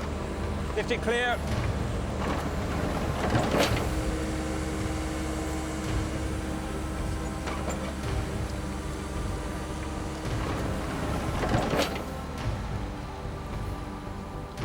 Can we see what we've got now?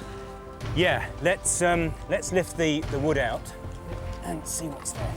Which way take it? Take it this way. Okay, towards you, Tony. Do watch that crack. We're going to have to be very, very gentle because as we lift the bubble wrap off, we want to make sure we don't dislodge anything that's in situ. So, yeah.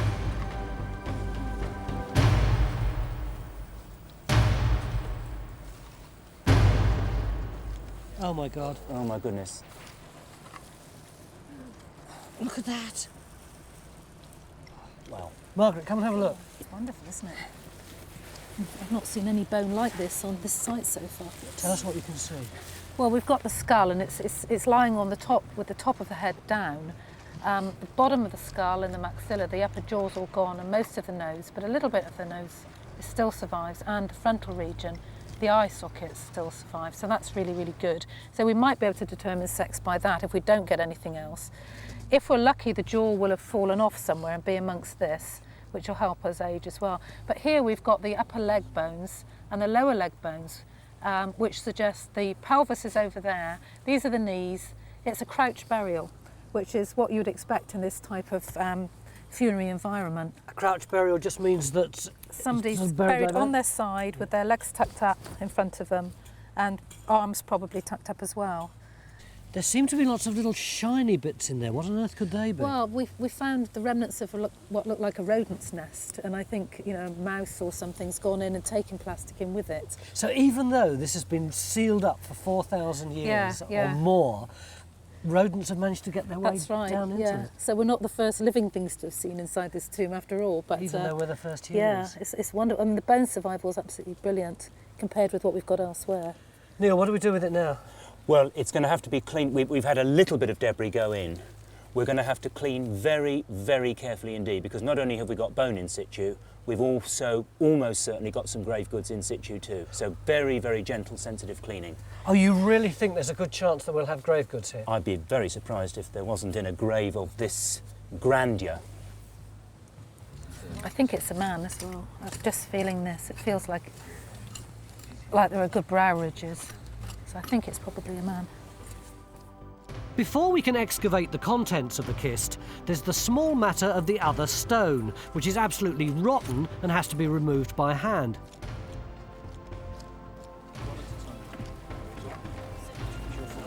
Have to do this, that's fine.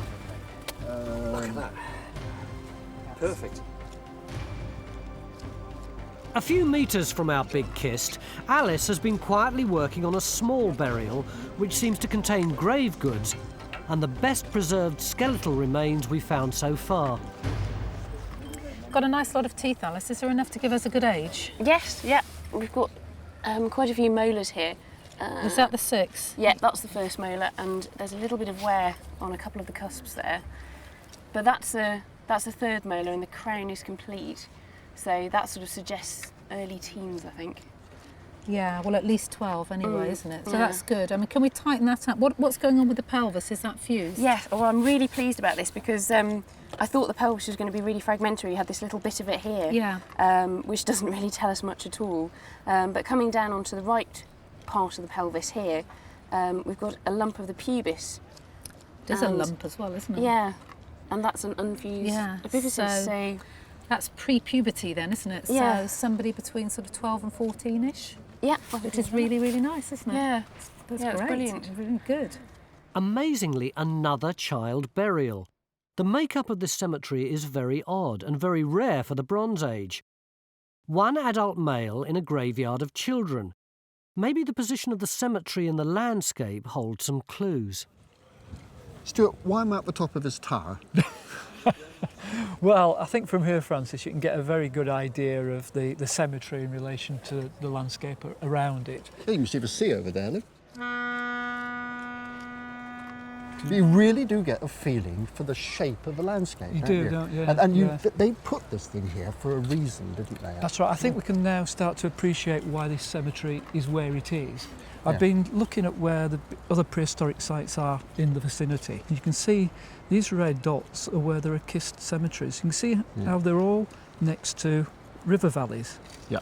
Here, our cemetery here is next to this big valley over here. And that's that one there. That's right. Yeah. I think what we should be looking at here is a community, a settlement over here, and a cemetery here next to this river valley on the edge of their territory, as it were. Yeah. Much like Leven today.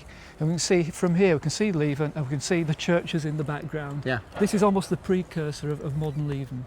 In other words, the chap underneath that massive kist that I revealed last night, he's probably not a sort of big chieftain or a king or something like that. He's much more the equivalent of the local mayor. Or I think that's a good analogy, absolutely, yeah. Yeah.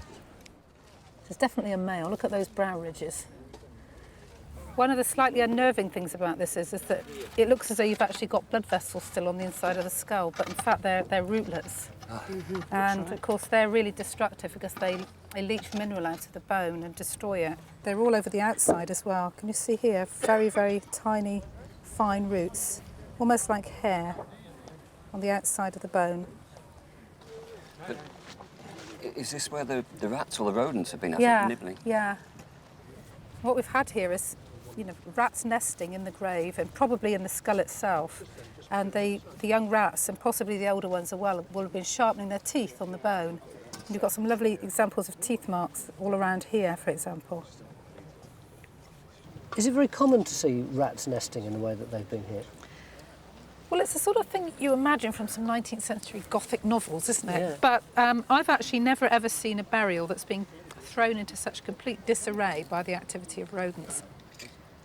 But there's bone being moved all over the place, bits of skull, quite well dispersed from where the remains of the skull were lying. And the skull itself has been moved and turned over by these rats. They've been playing football down there, They've been haven't having a great time down there, and as a consequence, we haven't got much left of our chap, which is a great, great shame.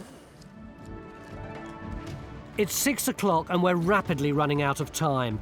The ambitious trench across the centre of the site has to be abandoned without finding a central burial.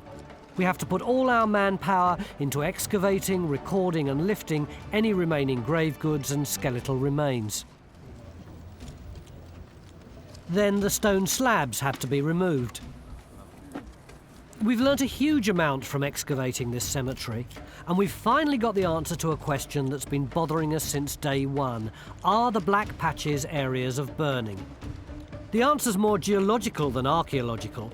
Some of the patches are charcoal, but the rest, the stuff that Francis thought was ritual cleansing, is in fact degraded, bad quality coal outcrops, common in this part of Scotland. No wonder they didn't give Geophys a signal. Finally, after all of the bones are removed, it becomes apparent how and where the rats gained entry. But one mystery remains. Why, in a burial of this grandeur, are there no grave goods? Perhaps our theories of what constitutes high status need to be revised. Maybe pottery, imported flint and jet, jewellery and weapons were everyday objects in the Scottish Bronze Age, and it was natural, organic things that were highly prized. Perhaps the occupant of our main burial was wrapped in furs and surrounded by leather and wooden objects, which unfortunately haven't survived. Douglas Spears and his team were later able to complete Francis's trench and in the process discovered a central kist, just where Francis said it would be. It turned out to be the burial of the boy with the jet necklace first found in 1944. He was the first person buried here around 2100 BC. Shortly after that, at least 4 other children were buried along with the middle-aged man under the domed capstone. Quite what relationship he had to the children we'll never know, and why he merited such an impressive grave marker has been lost by the passage of 4,000 years.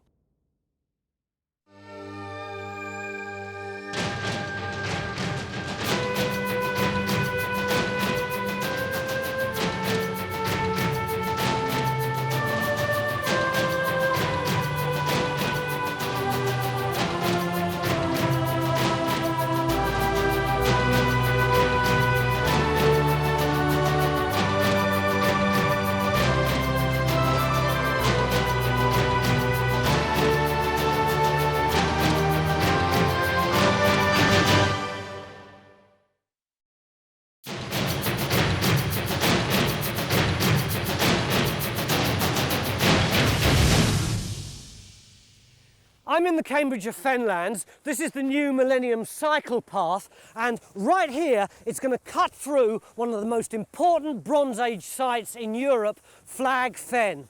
3,500 years ago, a walkway ran from the mainland over there right through to an island over there. But this wasn't any old walkway. When they excavated that end, they found hundreds of bronze objects deposited in the water. So what happened at this end where the walkway met the island? Could this be another place where we'll find lots of bronze objects? And what's its connection with the Barrows over there on that tree line? One of which I'm pleased to say we're going to be able to excavate. Quite a lot to do in just 3 days.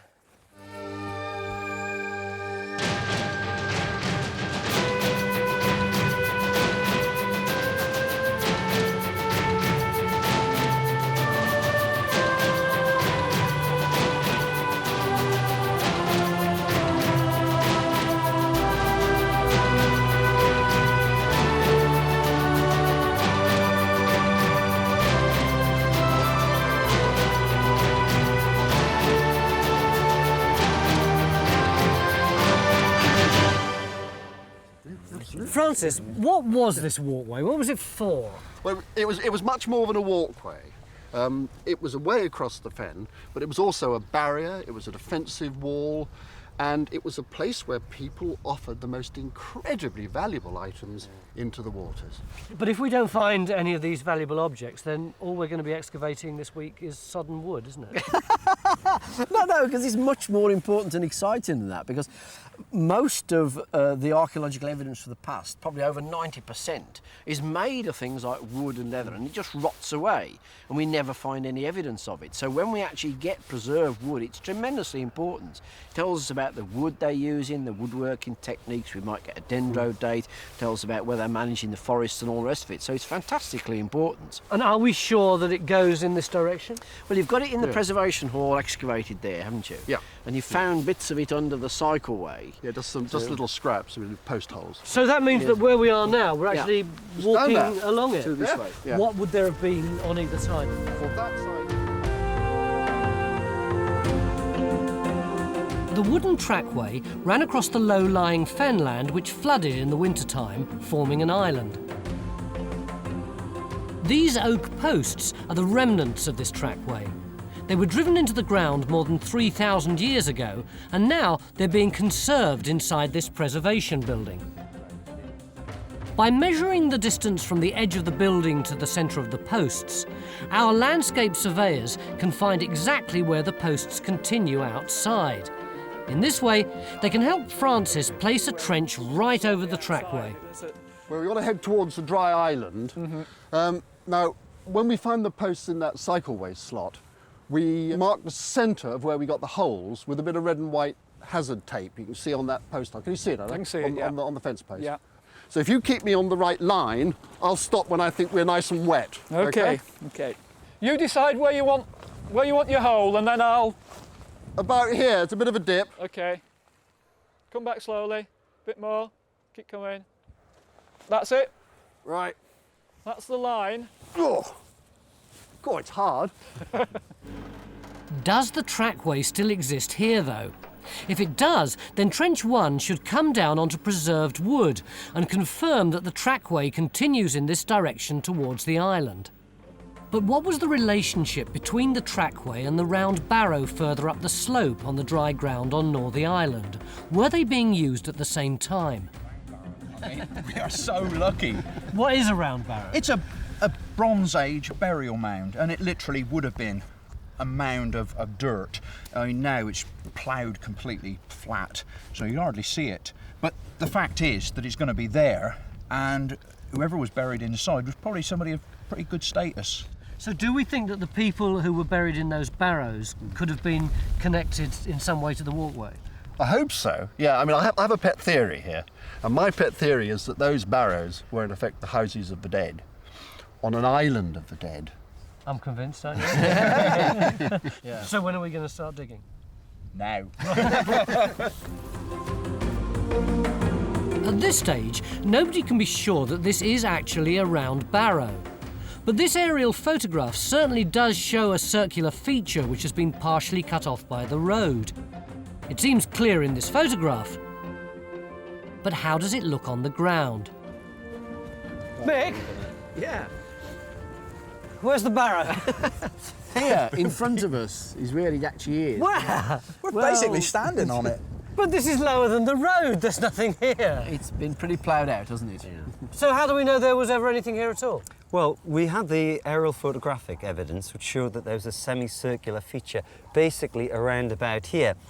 We've actually come in earlier and actually done a little bit of survey work. And can you see in there the really nice, weak semicircular anomaly? Can you see that? But you see, look, also right in the middle is this dark area.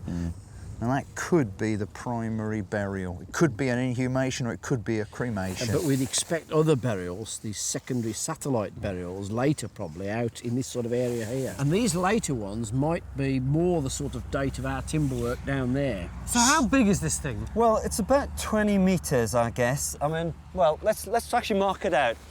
Come on then. We're about in the right place here, Tony, so follow me around. Okay? Like the Pied Piper, isn't it? Yeah. Piper in Bradford. Bradford, yeah. It's quite big, isn't it? Yeah. It is, yeah. On, Tony, back bit, back there, right. Stop there. You're the central burial. Very good. Yeah, that's it. That is. Yeah, OK. Hold it like that. We'll bring a digger in and fill it up. I want some grave goods, please. Phil will have to dig Trench 2 from the centre of the barrow and make it long enough to locate the outer ring ditch. This may not be as simple as it sounds. Stuart and Bernard, meanwhile, are trying to make some sense of the surrounding area. If this was an island of the dead, as Francis thinks it was, then we need to find out if people were living here and how they were using the land 3,000 to 4,000 years ago. This is where we are at the moment, in this building. This is the post alignment coming through. Trench 1 is there. Yeah. And that's where Trench 2 is being put on the so-called barrow. Yeah. So we can actually start to work out and see if there's anything in, I mean, there are very complex patterns here, to see if they'll tell us anything about this post alignment, what is it leading towards? Is it an island that's been cultivated over 2,000 years? Are there settlements here? What type of settlements are there? The clues might be in here, and there are some features which start to look quite interesting on the edge of the island. You can see this dark line on here appears to be the edge of Northey Island. Yeah. It's like an old river channel. You can actually see on this map here where the crop marks start to end. It's this line down here. What sort of date do we think this is? Well, I reckon the earliest bits, like the Barrow, I reckon they're at the very beginning of the Bronze Age, sort of 2000, 2500 BC, something like that. It's all looking rather flat at the Barrow, but Phil seems to have found something to keep his spirits up. Have a look at that flake again.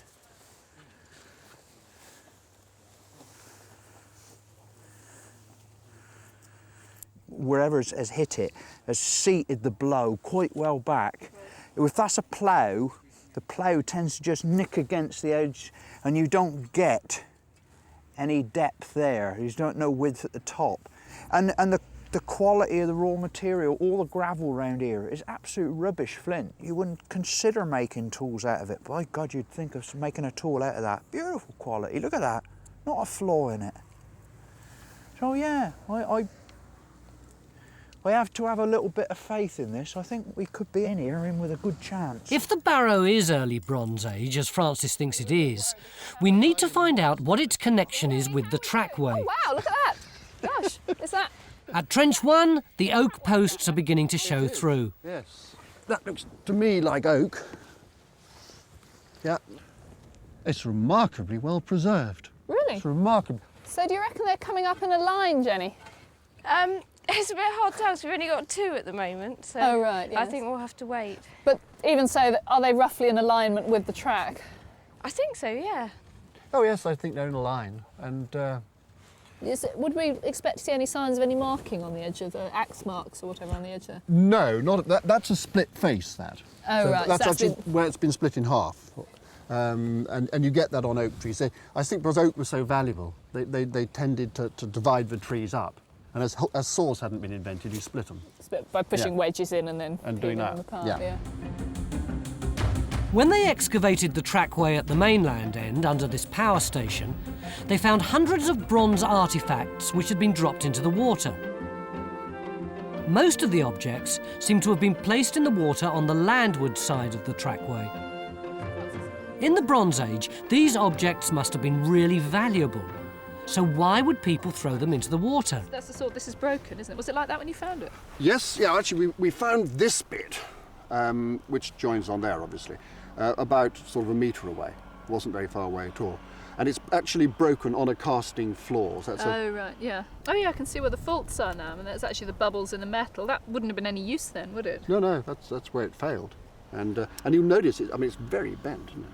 Do you think that just happened while it was in the ground? No. That was done deliberately. I mean, that was probably put over someone's thigh and given a good whack, you know. I mean, this sword deliberately trying to break it? Yeah, oh yeah. And that breaks deliberate as and well? that breaks deliberate, yes. I'm sure of it. It's been broken to take it out of this world, to make it an item for the next world. So these beautiful bronze objects were votive offerings, ritually broken and dropped into the water to honour the dead, or maybe to appease gods. In order to learn how these beautiful artefacts were created, we've invited Dave Chapman, a specialist in casting bronze implements, to work with us. Today, he's building the furnace he needs to melt bronze inside this tent. It's called a yurt, and it's normally where he lives. What are we doing then, Dave? Hi there, Mick. Well, building a bronze furnace here. Yeah? Out of clay. Can I help? That'd be great. Grab a ball of clay. Reminds me of my potting days. Yeah. All these different skills all get used. So what are we going to use this for when it's finished? Well, the idea is we're going to do a reproduction of an original bronze socketed axe, which was found here on the site. Oh, right. Which we've got wow, here. Look at that, yeah. It's a really lovely axe, this one. Oh, crikey. It's still got the timber inside from the haft. Yeah. Oh. The thing's called 2 years, is it? It is. Ah, right. So what sort of temperature have we got to get up to you know, before we can do this? Well, the bronze will start to melt at about 1,000 degrees. But to be able to pour it, we've got to go quite a bit over that. We've got to get up to something around 1,200. And this has all got to be smoothed. Yep, the more it's all worked in, just like in building a pot. The Barrow may have been ploughed out completely. All they're finding here is gravel and small pockets of silt, both of which occur naturally. Phil's having a bit of a problem making any sense of its geology at all. Just more silt? Just more silt, a silt pocket there. It's petering out over here. There's a line to the gravel coming down here, with a distinct line there, but nothing on that side at all. And the gravel's so clean too, and you've got Very no clean. nice edges or anything. No fines. No fines, no nothing. No one scrape, nothing. No, I'm afraid it don't look very good. It's a shame, but it don't look very good at all. Phil may be struggling to locate the Barrow, but at Trench 1, the wooden trackway is already being uncovered. That is a pretty good-looking trench, isn't it? It's good, isn't it? Yes, we're really pleased with it. And we're really pleased with what's coming out of it as well. Which is? Well, the first thing we hit was that large piece of wood sticking up between Maisie's feet there. Took the level down a bit further, and as you can see, we've now got a whole spread of wood right across the whole trench. Now, do you think that some of this is just random, or is it all part of a walkway? Well, I think some of it's clearly been rammed down into the ground. It's definitely a constructed walkway, but I think the random stuff that's strewn about is probably also part of the platform that's trying to make it traversable, as it were. Back at Dave's yurt, the furnace is completed. And now it needs to be gently fired overnight in order to be ready to melt the bronze for the axe head. When are you going to fire up the furnace? Well, soon, I think, because it's almost finished, isn't it, Dave? It is almost finished. And what about tomorrow? We drew a bit of a blank with the Barrow today, didn't we? Well, I mean, I totally agree with Francis. I mean, I think it's absolutely crucial we find it, but I don't know, I don't look very good at the minute. It's there. Just have confidence. I'm sure. Yeah, let me out there tomorrow morning. I'll find it. What about the walkway? Well, thank goodness, that's the one bit that's actually going quite well at the moment. What we're going to do tomorrow is plan all the wood that we've got there at the moment and then take it all off and go down a layer and hopefully get down to the Bronze Age ground levels. And that's where you found the Bronze Age bits and pieces at the other end of the walkway, wasn't it? That's right, that's the pay dirt, yeah. It's day 2, and Phil's got off to an early start at the round Barrow. He was a little unsure at the end of yesterday, but Francis has come to convince him that the Barrow's ring ditch really is here. Oh, you give me a shot. The case of the disappearing Barrow. Well, look, I mean, we got in here nice and early this morning, and we've gone down, we're right down on the solid, good gravel now. Yep. And, I mean, at the minute, there's still nothing showing up. Ah, well, I'm quite happy what you got. Now, if you actually look at the latest and the highest tech of everything. Using a global positioning device, Bernard has plotted the trench on the geophys plan of the Barrow to within a couple of centimetres. There's your trench. And our ring ditch cuts right the way Cuts through right it. through it. What's the scale of this?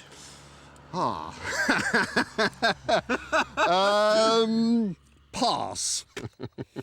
You amaze me. Phil's using his own high-tech methods to find the elusive ring ditch. 13, 14, 15, 16, 17. 17. 17. So Right. 2/3 of that's about 6 back. About 6 back, yeah. 1, 2, 3, 4, 5, 6. It's about there then. Yeah. Oh!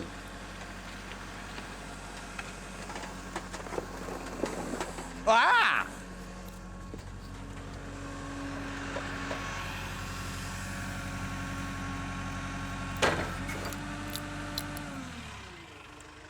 Francis? Look at that edge. Oh, it's spot on. Yeah. That's it. That's it, all right, isn't it? Beautiful edge. And then look, on the side here, chop that up a bit. And you've got the... Looks like you've got a cut coming down there too, yeah. Yeah, Look, you've got the bank, I think, that went round the edge. I think. Within our trench, the section of the Barrow looks like this. And originally, the Barrow would have looked like this. The trench was then extended at one end to pick up another section of the ring ditch. At the yurt, Dave's completed modelling the axe head in beeswax. Now, a clay mould has to be made around it to pour the molten bronze into. Is this horse dung that you've got here? It is. What are you actually doing with it then? I'm mixing it with the clay, the same as we did with the hay and the clay for the furnace. So how much do you need to go with the clay?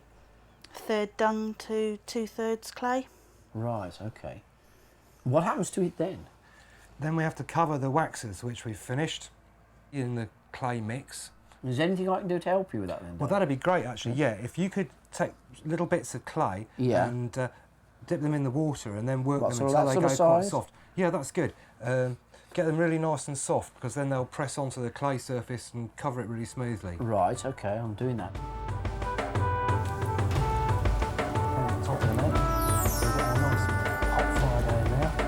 They need to heat the mould slowly to melt out the wax inside. And while Dave fires the moulds, Phil's been allowed to leave his barrow for a while. He's helping Maisie Taylor, Flag Fen's wood consultant, to find a handle to haft the axe head onto. What are we looking for? What they're looking for is where a branch comes cleanly out of the trunk at the correct angle. The socketed axe head will be hafted onto the heartwood, which is inside the trunk. The theory is often proven wrong, isn't it? Hey, that's the beauty of theories. They're usually written by people who've never tried it. Yeah, absolutely. Well, why don't you just shin up and measure it and see if it's right. What do you think I am, a monkey? Why don't we bring the tree down to us, right? This oak tree is about 60 years old. Luckily for us, but not for the tree, it's being felled as part of a tree thinning programme in a managed woodland.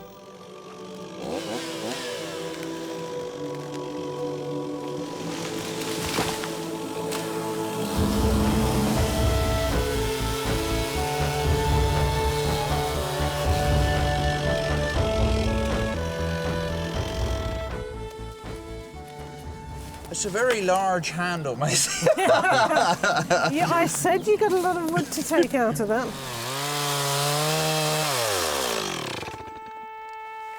God, that's better. You all right? Yeah. All right. I am glad. I thought you might ask me to help. Now, hang on. You've got to navigate the nettles and the brambles. With such good preservation, there's a lot to be learnt from the 3,000-year-old plant remains. However, Trench 1 has been really slow going, with all the wood of the Trackway to uncover and record. Our environmental expert, Charles French, is taking a sample from the section. From the seeds contained in it, we'll be able to see how the island and Trackway looked 3,000 years ago. It's also possible to get an accurate date for the wood using dendrochronology. That's a kind of barcode for wood, analysing the tree's yearly growth rings. The samples will be sent to a lab in Sheffield. Hopefully we'll get a date in the next day or so. After careful sieving, a trained eye can pick out and identify all sorts of different seeds that were growing here in the Bronze Age. Gosh, they're tiny, aren't they? You wouldn't want to sneeze, would you? No. So, what species are they from? Well, the dryland species we've got so far is elderflower here. Oh, really? Right. Yeah, and we've got a larger tree called alder. Oh, we found some bits of that in the trench, in fact. Some of the wood there is it ties in quite nicely with that. And going from the drier land, we can actually find plants which prefer more open water. Oh, wow, what's that? Which are these are members of the buttercup family called water crowfoot, which produces masses and masses of white flowers at this time of year. And that sort of actually sits on the water as well? It sits on the water, yes. So you can get a massive blanket covering the whole lake. Have we got anything from sort of further onto the dry land? We have one thing from there, which was really? quite nice. I think it's probably emma wheat. Oh, that's a prehistoric. It's a prehistoric, isn't yes, it? yes, exactly. It's a very mosaic type of landscape, and parts of it are incredibly well managed. And if you think this whole fringe of the small developing lake around Flagfen would have been full of natural resources to collect and exploit, and it would have been a beautiful place. I mean, nothing like that really exists in modern East Anglia, Finland today.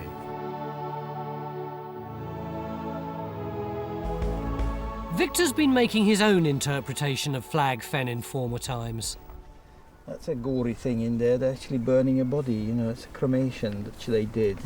What they did was they burned the body, then they moved the ashes over to the Barrow. So that's where we've been excavating, and we found So people may have been using the Trackway for their funeral processions, cremating their dead and interring the ashes in the burial mound, probably with grave goods for the next world. I've just heard that you're now absolutely convinced this is a barrow. There's Why? absolutely no doubt about it, Tony. This is the ditch of the arm, the trench we put in here. If you go over the spoil tip, you'll see where we found it this morning. Over here? Keep going round in an arc. So this is the Yep, ditch. that's it. Keep going Follow the round ditch. there. Yeah. Keep going round there. Over here? Can I go across your tree? You see it? There it Yeah, is, look. Just I saw it in there. So it would go round. This is pretty much the area that Chris described yesterday morning, isn't it? So presumably it would go up here into the road. That's plenty farther. There's a I'm not car going any coming. further. Well, all right, I believe you. This is definitely a ring ditch. Yeah. But how do you know that it's Bronze Age? Look at this. Not only would you know it's Bronze Age, but that must be associated with a body. Such high quality. Is that an arrowhead? Big triangular arrowhead. Beautiful, isn't it? But why is it a Bronze Age one? Well, that particular type of arrowhead with that beautiful ripple flaking on it, they occur around about 2000 BC and a little bit later. Yeah. And one was found in a barrow at Ibury, about 3/4 of a mile away from here. You could actually see it from here. And it was found with a pot of early Bronze Age type, a food vessel. Quality in of a that grave. work is so good. So is it a ceremonial one? Oh yeah, that's not something yeah. you shoot at a duck. No. No, sir. Without question, this flint arrowhead is a beautiful artefact, with exquisite ripple flaking, but more importantly for us, it's evidence that dates the first use of the barrow to the early Bronze Age, about 2000 BC. Paul Middleton's taking samples and checking their phosphate levels. If a cremated body were put in the barrow, the phosphate would enrich the surrounding soil and show up as a spike. He's set up a small field laboratory so that he can get results on site. The bluer the colour, the higher the phosphate levels and the probability of there being a burial. The main thing is you've got lots of activity, haven't you? There's definitely a lot of activity right the way across, which shows that there's an intensity of activity within the ditch. Yeah, so in other words, you wouldn't expect to get something like that if it was just one burial and people walked off and left the site. Not at all. No, I think it's a long time, isn't it? It's a long time. It's a good build-up and a certain intensity of activity. So although the barrow seems to have been badly ploughed, we're getting traces of that activity there still. Oh, I better get back to it. Which is good. The best is yet to come. Look, now, be careful where you're walking. Do you see this dark stain? You can see round. Oh, yeah. Yeah, where I'm walking. That's right. Yeah, along here. That is the foundation of a roundhouse. Yeah. But if it's down here, does that mean that it predates the barrow? It must do. You do not put a roundhouse on a burial mound, but you might put a burial mound on a roundhouse. Hang on, doesn't this rather knock on the head your idea of this being an island of the dead? Because I thought that one of the things about an island of the dead was that people didn't live on them. Oh no, far from it. No, this was probably where a big man lived, okay? He dies, and then his soul goes to the next world, and they put a house of the dead over his house of the living. They put a barrow where he actually lived, so he sleeps in eternity in his house of the dead. This is a slight kind of veering off for this particular theory, isn't it? It's called thinking on your feet. It's still a great story. We've got another day and a half to see whether it's right or not. It's looking great though, isn't it, eh? It is. Anyway, So the barrow was placed on top of the roundhouse around 2000 BC. Francis thinks that this roundhouse, which probably looked like this, is the oldest house ever found in Britain. It must be at least 4,000 years old. I wonder what it would actually have looked like inside. We looked at one that Francis had previously excavated and reconstructed. How many people would have lived in here? About 10, maybe 12. And in Bronze Age times, there would have been a number of these scattered all around this landscape? Yeah, well, this is a farmhouse. It would have been dotted through the fields. You know, you probably looked out of that door and you'd have seen 4 or 5, something like that.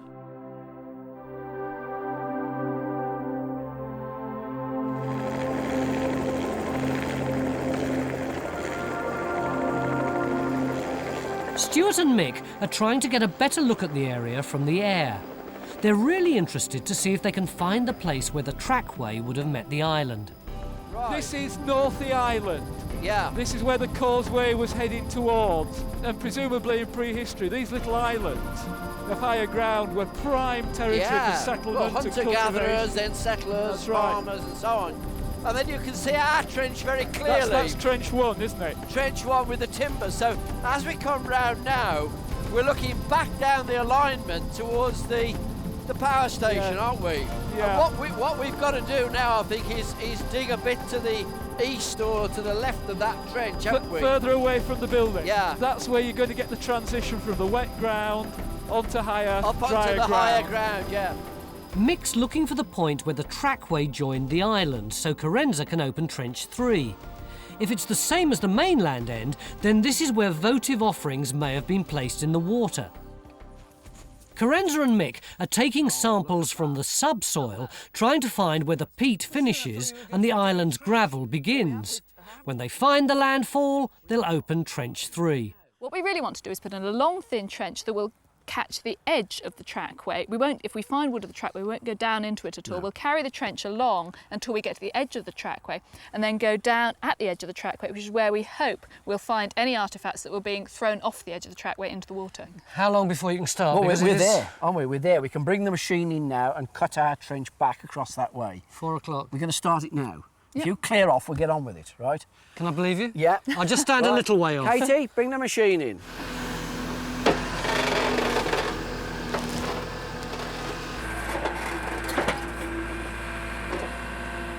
The land would flood with the water coming in. Francis, you're still pretty convinced about the island of the dead theory, aren't you? Even though we've seemed to have found some kind of hut underneath. Oh, I love it. Barrow. I love it, yeah. Whereas you, Stuart, are more sceptical about it. Yes. Why? Because you've got all this activity which is part of living. You've got this agricultural landscape, you've got these boundaries, trackways. This is a landscape where people are farming, they're living, they're enjoying life, and they're dying. The things in pink are later than the Bronze Age, they're Iron Age and later. If we take those off, what we're left with is a series of features which lots of evidence point towards them being Bronze Age. We have a series of linear boundaries which form themselves into a pattern of fields. We have trackways. How do you feel about what he's just said? He's saying it's not an island of the dead, it's an island of the living. There's farms on it and, I don't know, maybe habitation or whatever. That's fine by me. I mean, the island of the dead is the island in the mind, in the perception of people there. Just as Lindisfarne, Holy Island, you've got sheep grazing around the, the ancient part, the holy bit. I find it interesting, actually, when you look at that closely. There seems to be a reserved area with outfields leading up to the barrows. It's sitting there in splendid, glorious isolation, and I reckon it was a very important place, and people came there from miles around. OK, so people came from there locally, but I can imagine them coming along that timber walkway, as we like to call it, post-alignment, whatever you want to call it, and going there and burying their dead. How do you feel about that, the idea of people bringing their dead from some way away and sticking them in the barrows? I think I slightly don't support that theory at the moment. It's amazing how polite archaeologists are when they argue with each other, isn't it? I don't see in some essence that this feature, its main reason is to move bodies across from one dry ground to another piece of dry ground. I think it's much more important than that. I'd go along with that.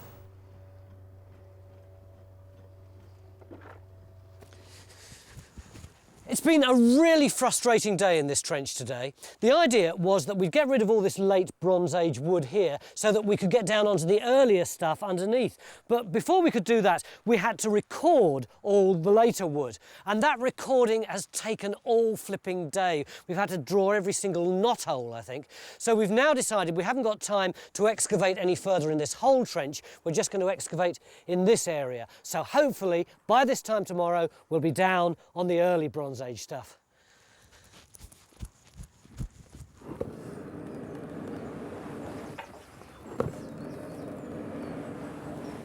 From outside, it sounds like an extremely large animal breathing in here.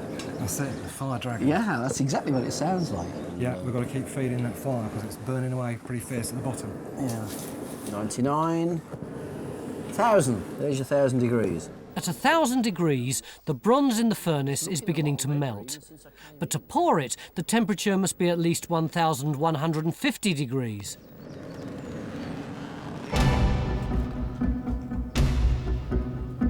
The clay moulds are hot and ready.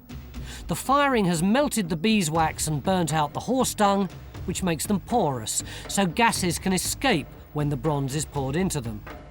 If they weren't porous, they'd explode. That's good, okay, that's brilliant. You've got it turned the right way, that's it, great. 11:48, 11:49, 11:50. Okay, play about, slide the lid off.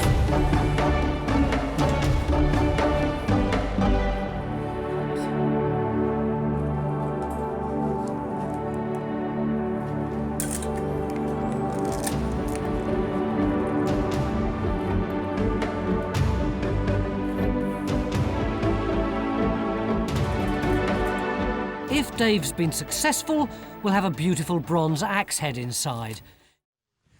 We've still got a heck of a lot of work to do at the walkway and we've only got one day left. But here at the Barrow, this entire end of the trench has been transformed. And it looks as though Francis and his lot have been working since dawn. What's going on here? Well, actually, Tony, we've made the trench bigger. I spotted that. Why? Well, we've had some very exciting news. There's done a phosphate survey down the edge of this trench here. Yeah. And they show that outside the trench, the phosphate levels are low, outside the Barrow, whereas in the Barrow, they're uniformly high, except for a spot down here. And there's a massive phosphate spike. There's a huge concentration. What could have caused that? Could be bones.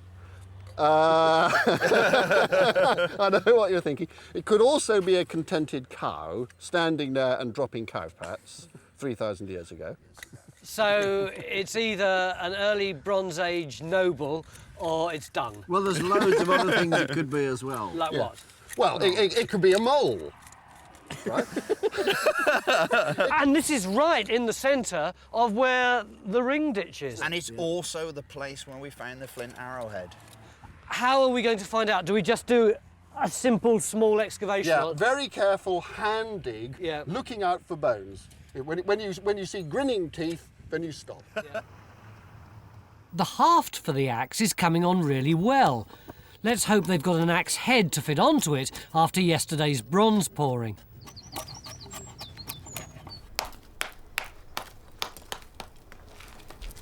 That's excellent. God, look at that. Well, that's looking very good, isn't it? Is it in there? There we go. Oh, it's very hot still. Right, Yeah. there you go. That's fantastic, isn't it? Yeah. It's all there. Lovely. You're pleased with that? Yep, pleased enough. So using exactly the same methods as Bronze Age people did, our socketed axe has been created. Now we need to haft it so that Phil can try it out. At the Trackway, Trench 1, Maze is lifting one of the excavated posts. It's a delicate procedure and the object of the exercise is to lift it out in one piece if possible. You think we'll be able to get the tip out? I'm not letting him out of this hole till he does. It's like a dog trying to find a bone. Make sure you got your hands right underneath. That's it. Oh, it's just slippery, isn't it? I'll come round and join you. They're going to preserve it now by putting it in a tank of water.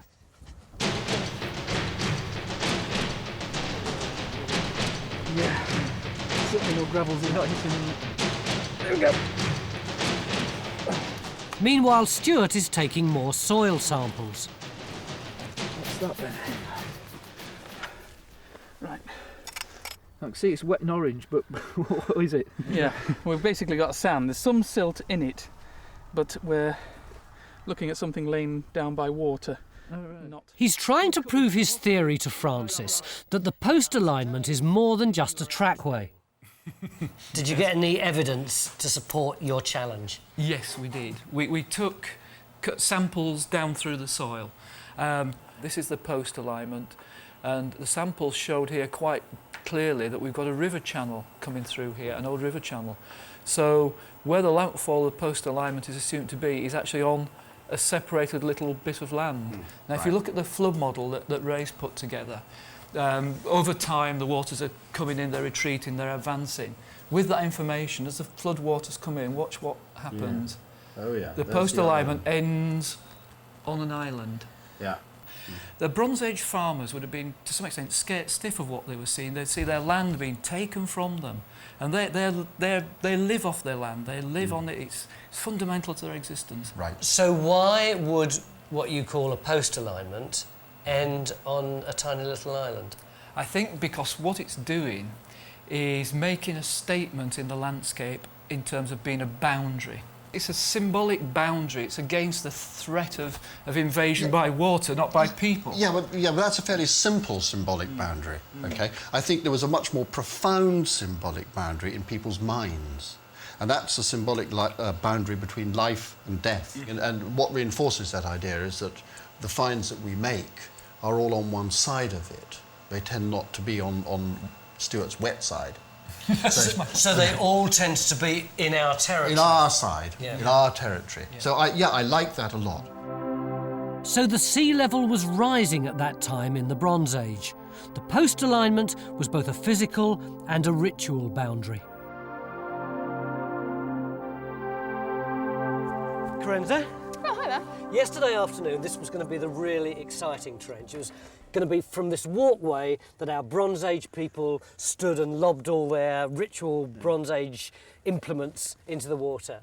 We're getting some really, really interesting finds out of here. We're getting several bits of posh late Bronze Age pottery. There's see this sort of really nice fine. Now, why do you say that's shine.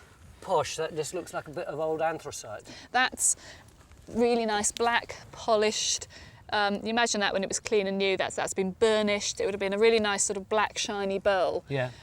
It looks like that's a vessel that's been smashed in place here, and that looks like a ritual activity. And to support that, just down the trench where Katie is there, we've got a horse's jawbone. Which is not a meat item off of the animal at all. It's not a bit you use for meat. It looks, again, as if that was a highly valued, much loved animal, which, again, is part of a ritual deposition. You've also got a lot of these white pebbles. I mean, this one here has just come up. They're all the same. They're all roughly this sort of size. They're quartz. They've been beach rolled, so they're smoothed. So they wouldn't have come out of the land here? No, they're not sort of washed in with a load of gravel. Obviously, they've come in naturally. There've been a whole load of other pebbles with them as a So for some reason, people have brought these white stones off a beach and brought them here. It's not uncommon elsewhere. You get it in early Christian times in Ireland, and you get it in Cornwall as well. It looks as if they select particularly white stones to drop in significant places. Well, I can't help feeling that this seems to be something. This is a deliberate ritual act as well. Back at the Barrow, the phosphate spike has been confirmed as a definite cremation. But what proof have they found? It doesn't look nearly as exciting as I thought it would. It just looks like a little step in the trench. It's very exciting. Why? What we've got here is actually somebody's tooth. That's fractured dental enamel. During the cremation process, the dentine inside the tooth expands and the enamel on the outside fractures and breaks off. Will there be finds, do we think? Well, there may well be, because very often cremated remains were actually buried with uncremated artefacts, as well as cremated artefacts. So we can't go down until we know how far it extends. But it's 12:30. We still can't go down until we know how far it extends. Even at 12:30. When can we go down? As soon as you get out of the way. You always say that. You always say that. But we won't be able to do it today. You bet. We've got to. That great big chunk of tree is barely recognisable now. Phil and Maisie seem to be really happy with it. But I mean, it is for all that. I mean, it's a beautiful object, isn't it? Just a great sort of use of the flow of the wood. It's interesting though how difficult we found to make it, and the more I work on this material, the more I think that the Bronze Age people must have been the greatest woodworkers. So you want to put down like that? Straight in and lean down, okay? God, stone of crows! I think we're probably there. Okay. We are. Lift it out. God, stone of crows. Lift it out. What? Oh, what? Off the... Yeah. Oh, wow. Okay.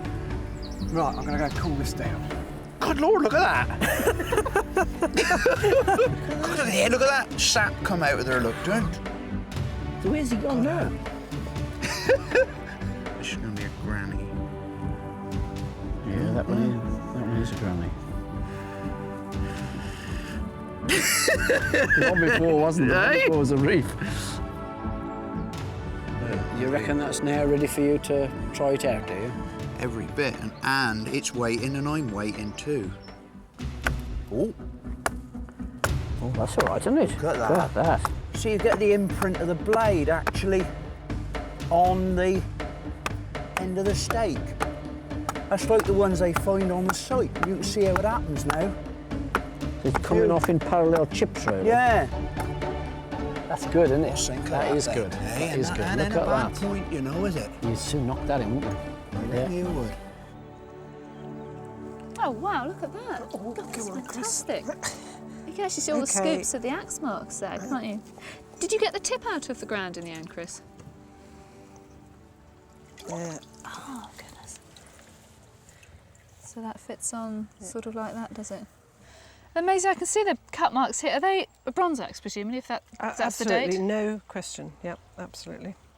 And they carry on down into the... Yes, and as you get towards the end, the preservation improves. So we come down here, and here we've got this, they're not bothering to finish the woodworking, so the axe is going in, so this isn't really attached. And if we were to lift it off, we'd get the perfect shape of the axe where it had bitten in. Has Ian got the date? I don't know, let me find out. Ian? Yeah.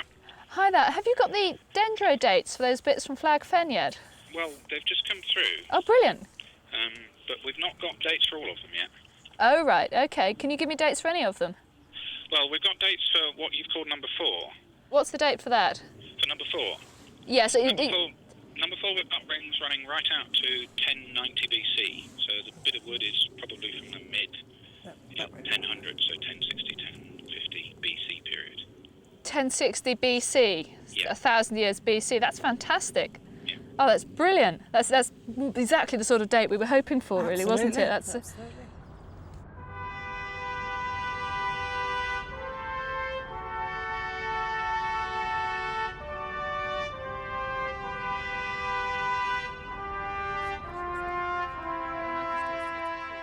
The flint arrowhead grave goods tell us that the first use of this barrow was in about 2000 BC. What we need now is to try to confirm that it continued to be used right through to the time the trackway was in use, which according to our dendro date was in about 1000 BC. By golly, I think we've got a piece of bone. Really? Oh, yeah, there it is. Ploughing, worm action, water and ice have destroyed almost all of this cremation. After more than 3,000 years in the earth, it's remarkable to find a piece of human bone like this. Oh!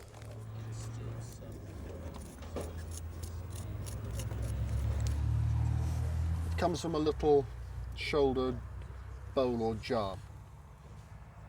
Can only be one thing, that's late Bronze Age fineware.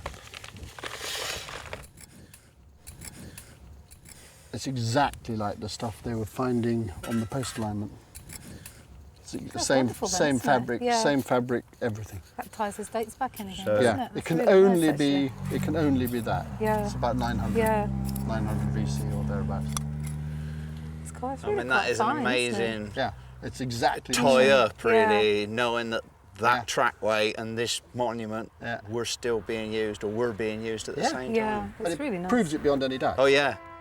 So here it is, proof that the round barrow was used as a cemetery for more than 1,000 years. This cup was placed in the grave as a gesture to a much-loved family member 3,000 years ago. A final drink to prepare them for the next world. Yeah. Grubby little piece, but by God, ain't that important. Oh, Well, in just 3 days, we've learnt an awful lot about Flag Fen, the island of the dead, and the ancient Britons who lived and died here 4,000 years ago. We've had a fantastic 3 days, haven't we? And at last we're in part of Flag Fen that looks like it must have looked 3,500 years ago when our Bronze Age walkway stretched across the landscape. And we're here because Francis has got one more task to perform. What is it? It's rather a wet one, actually. Dave the metalworker is very keen that we put something back into Flag Fen, having removed so much over the years. And to be quite honest, I'm very happy to do it.